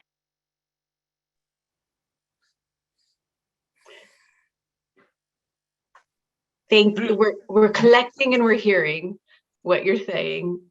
We cannot commit to changes in the database right now, though. Why? We're rolling with it, Stephen. Oh, roll with it. Oh, okay. I would like to know why. If somebody says no, I want to know why. Yeah. And it can be, we don't have the money, or We don't have the answers. How about that? Yeah. Can Oh, I? that's if we good. had That's answers, honest. we'd Honest. share you. We Yes. don't know. That's Yeah, honest. we don't Thank have you. the answers. Right. And it's not the first time these things have been brought up. It certainly won't be the last time. And the concerns are valid and they're known. So we're rolling with it and we don't have the answers. That's a very VR response. What response? We're rolling with it, or? Yes, rolling with it. We're gonna figure it out. Yeah, all that good Maybe stuff. in a year or two they will. That VR, maybe in a year or two you'll get the answer, and it's not a bad thing. It's just the way it is. And I like that. Roll with it, because you'll be a lot happier if you do that. So I'm curious, how come we can't just, when we as YTP people add in our pre-ets into the pre-et database, why can't somehow we just log in and have it where it goes directly into the VR or whatever it is that you need for the state? So then you don't have to double enter. Why can't we just make it simplified? It's not the first time this has been I addressed. like simplicity. We're rolling with it. We hear you. There are so many efforts underway to make that happen and have been, and it's just not as simple. It's just not as simple as we all believe it should be. Despite the amount of money that we could potentially put at it, I mean, it's just not as simple as we want it to be. But yeah. Michelle put her Google Doc in. Remember, on our website, there's a Google Doc that Michelle helped create from way back. We shared it out at Fall Regionals. I think it was 2 years ago, that tracks students across the biennias and their progress. That document's available. If you can't find it, your TAP can help you search for it. It's an Excel spreadsheet or Google Doc, one of the two, that just helps identify where's the person at in their process right now. Are we doing pre-ets? Are they in plan? Are they employed? Are they working? Whatever. And it's a tool we have for you. So if you need that, reach out to us, research on the website. Someone had their hand up, but now I lost them. Maybe their question. It was Eileen. Okay. I wanted to make a comment that often their first job doesn't end up being the rehab job. That probably half my students are on their second job at least before they're in steady employment and the VR counselor feels like they're ready to rehab them. So it could get really messy if we start always counting that first experience. Just what I've discovered over the years anyway.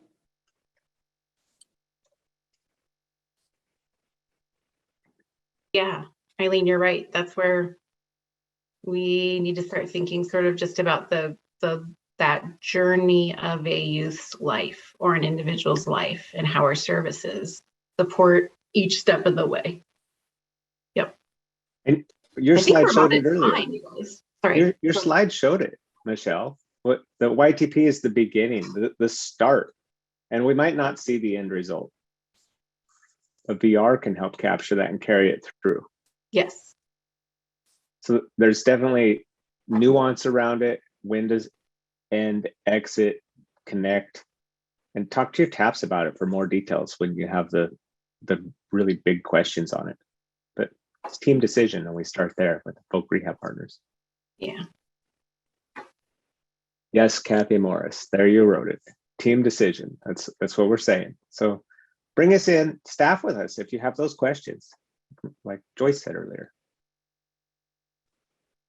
Yeah, I mean, so I do want to clarify, Kathy, that the VRC holds ultimate responsibility, accountability for VR closure. Ideally, it's a team decision, because you don't want to leave a student hanging. You don't want people to be confused. You want to have a plan for when that happens. So it's good teaming. It's working and prioritizing that good teaming, understanding each other's roles and responsibilities. That one is ultimately a call that's up to the VRC. Ideally, it's a team decision, including the students themselves. So, yep. Yeah. We are over time, you guys. Kind of thinking, Sally, I think you're next. Yeah, I was going to do like a little pre-eds Oh, wrap up with and- that, but I think we can go right into Sally and what she has. So take it away, Sally. And Sally, do you want me to be the one who shares my screen in case you have to jump off? So today I'm just going to talk to you a little bit about age appropriate transition assessments and how you as a TS can use those in partnership with your VRC and your schools to be able to make sure that students are getting skills and the needs, the services that they need. I wanted to talk a little bit about a transition assessment, because when we talk about transition assessment, it's an ongoing process for a student that has, we're collecting the data around, and it's around their strengths, around what they might need and the goals that we've set up in their IEPs, their preferences and their interests.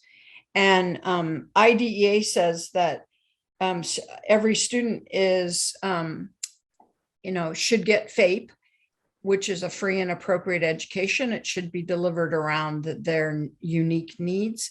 And it's our job as a school system to prepare them for education, training, employment, and independent living. So when we think about transition assessments, what we see here is, this was a word map, and we think about, we're going to understand the objectives. We're going to be able to do some mapping. There's going to be curriculum that's going to need to be involved in these assessments. We're going to need to be able to share the data that we get out of these assessments to be able to write your post-secondary goals.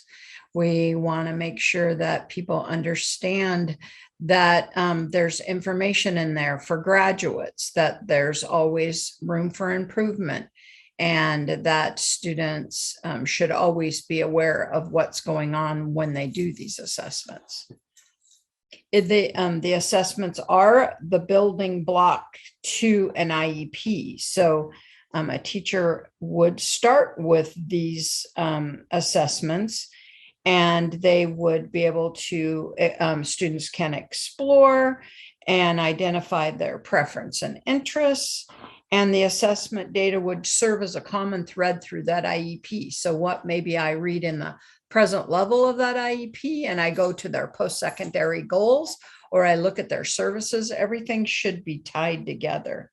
We want to make sure that the transition process works together with the student, with the families, schools and community agencies, and that we provide and promote the transition from school to work. Next slide, please.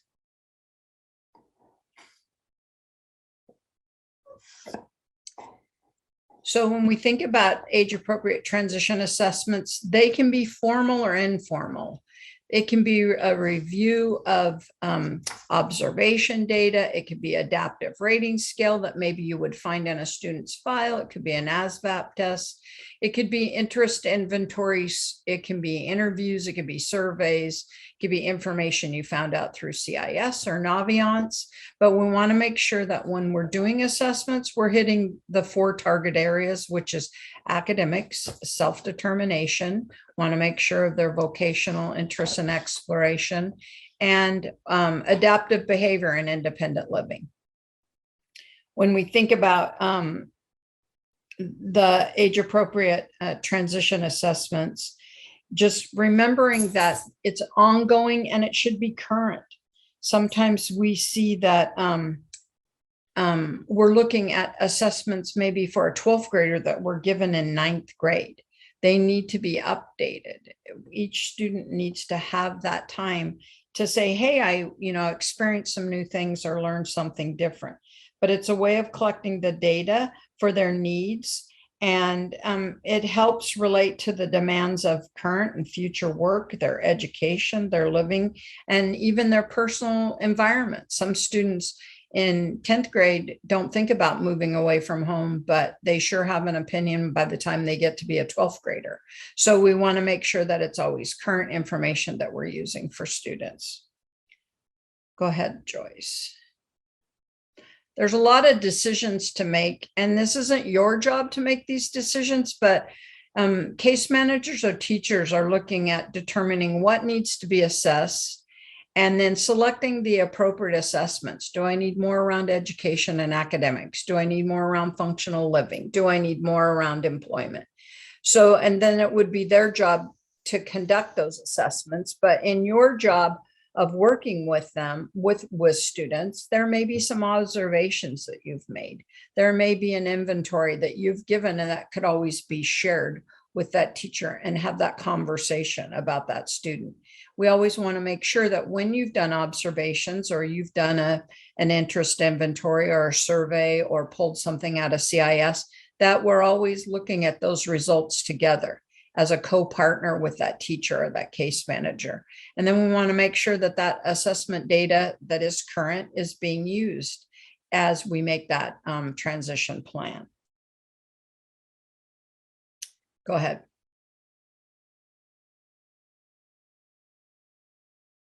When we think of post-secondary goals, we want to remember there's two types of goals on a transition IEP. You have annual goals, which are the goals that we write so that a student can build the skills to reach their post-secondary goal. And then you have post-secondary goals. And these post-secondary goals come directly from the students' assessments. And you want to make sure that they always tie to that post-secondary goal. If a student has learned that they like being outside and they want to be a part of, working in the woods and the weather doesn't bother them and they love hands-on, you may see that their post-secondary goal is to do training around forest servicery.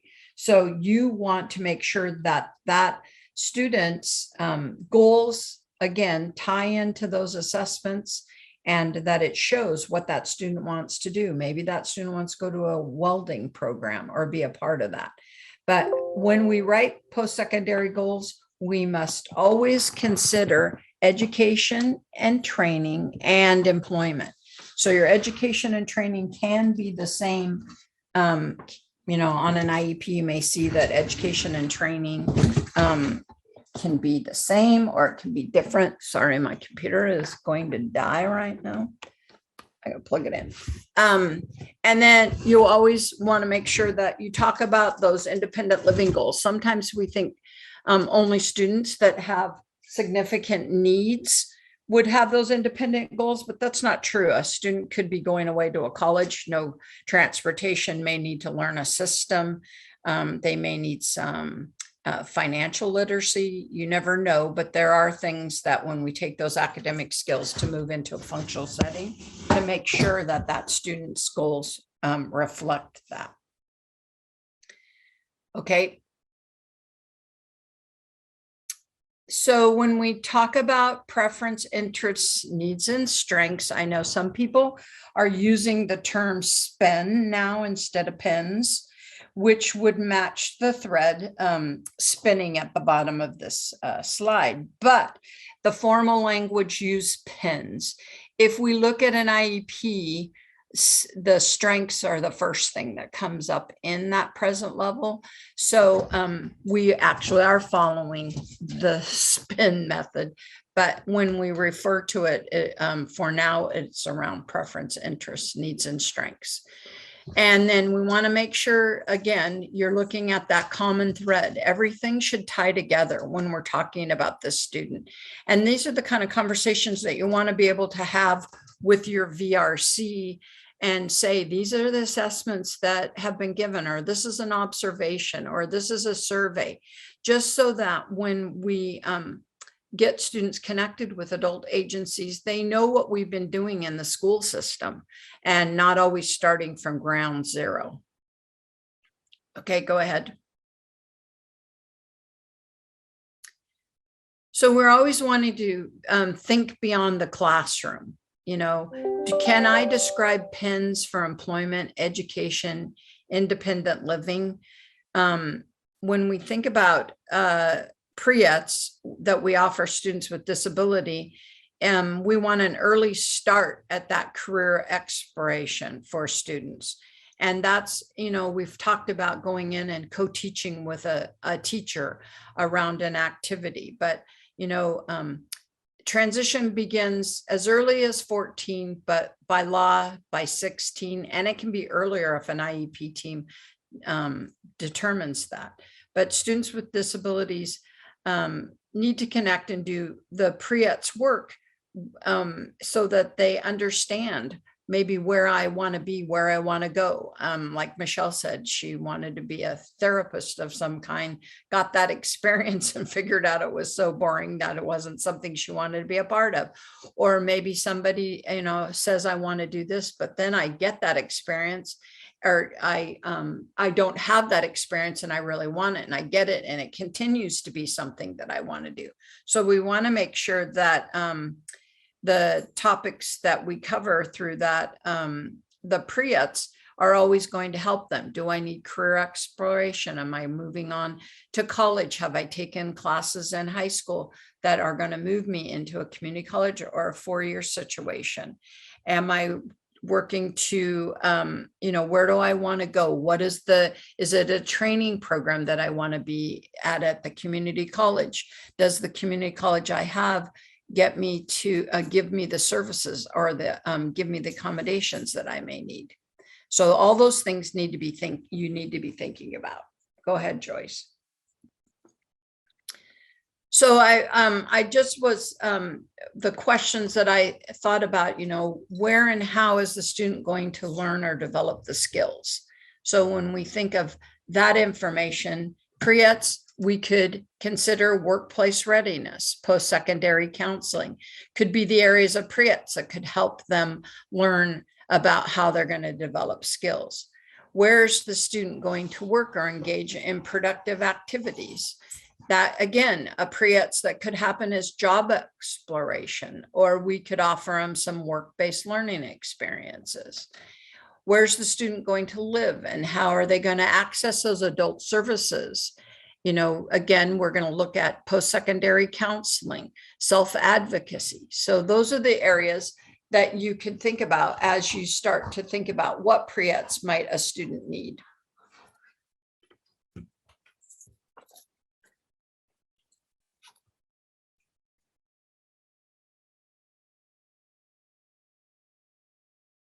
This is a slide that's at ODE. So when we think about assessments, we think about the fact that assessments training and independent living. So as we give those assessments, we should be able to fill in this chart. It's a great way to just look at where a blank is.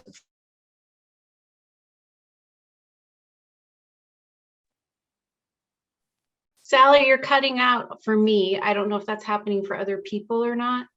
Yes. We think about Me too. Sally, I don't know if you employment can- here. You see that they Sally, can you turn your camera off, maybe? yeah. Okay. Okay, thanks. This is such an important, good slide. Is that better? Yes. Is that better? Yes. Okay. Much.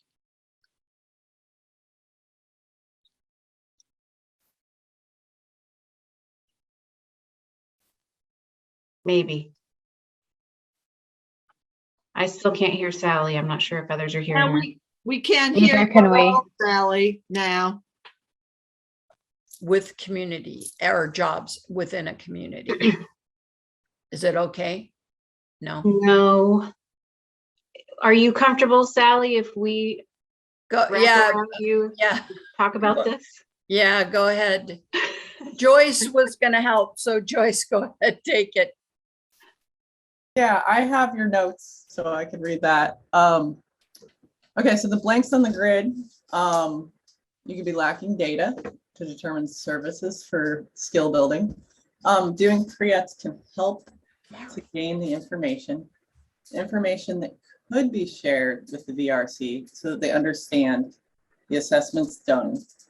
And that'll help inform the IPE development. So the more assessments that transition specialists in schools can do will help that VRC come up with a plan for students quicker. So this is just an example of a tool that you could use when you're thinking about, do I have enough information? Have I done enough assessments? Have I looked into these different areas? Exactly, thank you.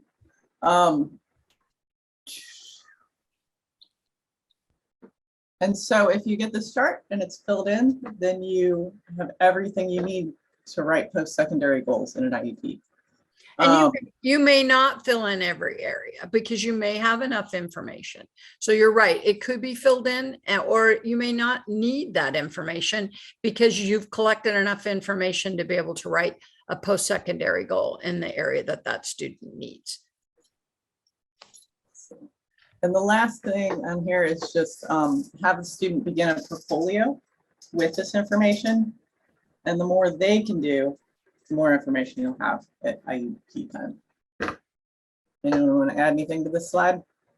Yeah, I think about it as like the blanks are how YTP and VR can enhance IDEA transition services as well. So you can see there's some crossover, some of it we're getting together, some of it might be in the IEP. But it's also a way that, because we don't want to duplicate or supplant services. So when you're coordinating the two plans, it's also a way to look at what is the unmet need and where's an area where we might be able to enhance. So for me, it's really useful to think of it that way. Thank you. Yes, and the knowing what assessments have already been done is helpful because I don't know about you, but students don't seem to really like to do assessments. So the less that can be done, the better. So pre-employment transition is coordination. So attending the IEP, individual education program meetings, is going to be very helpful to provide a bunch of information. Working with local workforce development boards, one-stop centers, employers to develop work opportunities for students. It's helpful. And working with schools activities under IDEA to coordinate and ensure provisions pre-employment transition services. So that's the enhancing what the school already is mandated to do.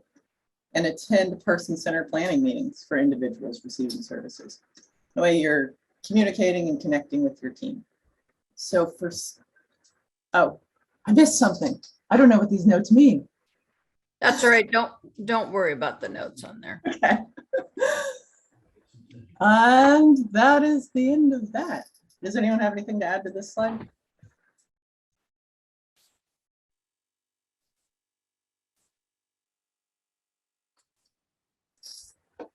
Oops. I'm going to stop sharing them so we can see everyone's lovely face.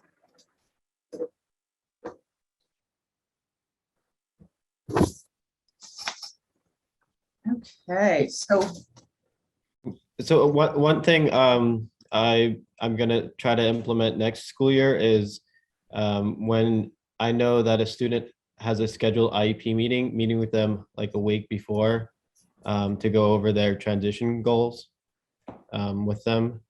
And so I'm gonna do that here next school year, just because I was trying to learn what YTP is during my first year. So that's excellent. Thank you, Edwin. And I know many of you guys do that, prepare the students for their IEP meetings so that they can be involved because it's really all about them. Okay, so are we at wrap up time? Yep. Okay. So Charlotte. Down that's Charlotte. All right, guys. How's everybody doing? Are we good? Good. That wasn't very enthusiastic. I'm seeing thumbs up on the screen, Charlotte. Okay, thanks, Jesse, because I can't see anything. All right. Again, thank you everybody for being with us today. It really is a great opportunity to get together and share information and to learn from each other as well as to learn from the top down. Michelle started this session this morning by talking about the experience that VR has had recently with their monitoring visit from Rehab Services Administration. And That provided some context for some of the changes that will be coming to YTP. Some of those changes are known. For example, not being able to spend money to provide a venue for meeting space and for food. Other changes aren't known. You know, it reminds me of the Donald Rumsfeld, which, don't get me wrong, I'm no big fan of Donald Rumsfeld, but he did say there are known knowns. Those are the things that we know we know. We also know that there are known unknowns. That is to say, we know that there are some things that we don't know. There's also the unknown unknowns. What we don't know that we don't know yet. And VR has a lot of those knowns. They have a lot of unknowns. And I suspect when they get that report, there might be even a few surprised unknown unknowns. And Michelle, you can disagree if you want to. I say that because there's a context here that a lot of changes may be coming. We wanted to be able to provide some insight into why those changes are coming, that it isn't just on a whim, that it isn't just a change in how YTP has operated or how VR has operated for all these years. So let's just start over with something new. There's a reason behind it, and it's important reasons. So we wanted to be able to at least help you anticipate what some changes might be that we know, and to recognize and honor the fact that we don't know everything that's coming yet. No one does. And so more will be revealed. It's also a great opportunity and a great reminder that YTP is one slice of the services that VR is responsible for providing. What's so nice is that YTP gets to play a very specific role in a student's early career trajectory. And that's a really important role, right? It can be life-changing, as the example of the young man from Mary Jo's early career experiences shows, that what you do, what we all do collectively through this system, has lifelong benefits, hopefully. They're positive benefits. And it's a reminder that we're part of this bigger system and that things don't happen as quickly as we want them to. And, you know, Stephen, your 5 whys, I saw you going into that strategy of why. I love that strategy. It's an excellent strategy.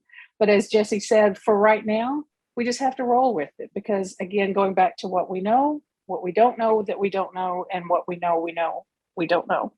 YTP Summer Academy provides an opportunity for us to set that stage for what lies ahead and ensure that we're all on the same page as we turn the pages to see what's coming.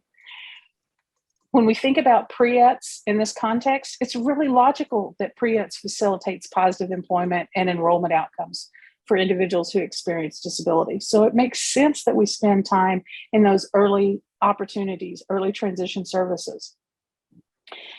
Your knowledge around pre-employment transition services will continue to increase. So continue to ask questions, continue to explore possibilities, continue to gather and share strategies for the delivery of pre-employment transition services. One of those strategies is what Sally just talked about in terms of what's known in the age-appropriate transition assessments that are required through IDEA. How do we use what we already know? We don't have to reinvent the wheel to help students identify and help transition specialists identify which pre-employment transition services a student might benefit from. So transition specialists, talk to your teachers and your case managers, share that information out. VR counselors, ask to see what's already been discovered through the age-appropriate transition assessment. Fill out that grid together, figure out what the blanks are and where the holes are and what is needed to move forward with that student. So thinking about all of this, I'll leave you with these thoughts. You know, sometimes in our lives, we all have pain. Change can be very hard. We all have sorrow. Not being together in person makes us sad. But if we are wise, and we know that every one of you, all of us together are very wise, we know that there's always tomorrow. So lean on me. And by me, I mean us. Lean on this network. Lean on each other. Because when you're not strong, we'll be your friends. We'll be here to help you carry on. All right? So moving into tomorrow, you get to hear about some ways and some new strategies to help carry on, thinking about opportunities through the ICAP system for our students, and then strategies for working with students, getting to know them on a personal basis, again, to help get back to those pre-employment transition services that are so critical. All right, with that, management team, anything else? Any thoughts for the greater good? I can't think of anything. It was a nice thing to part with, Charlotte. Beautifully said. Much appreciation.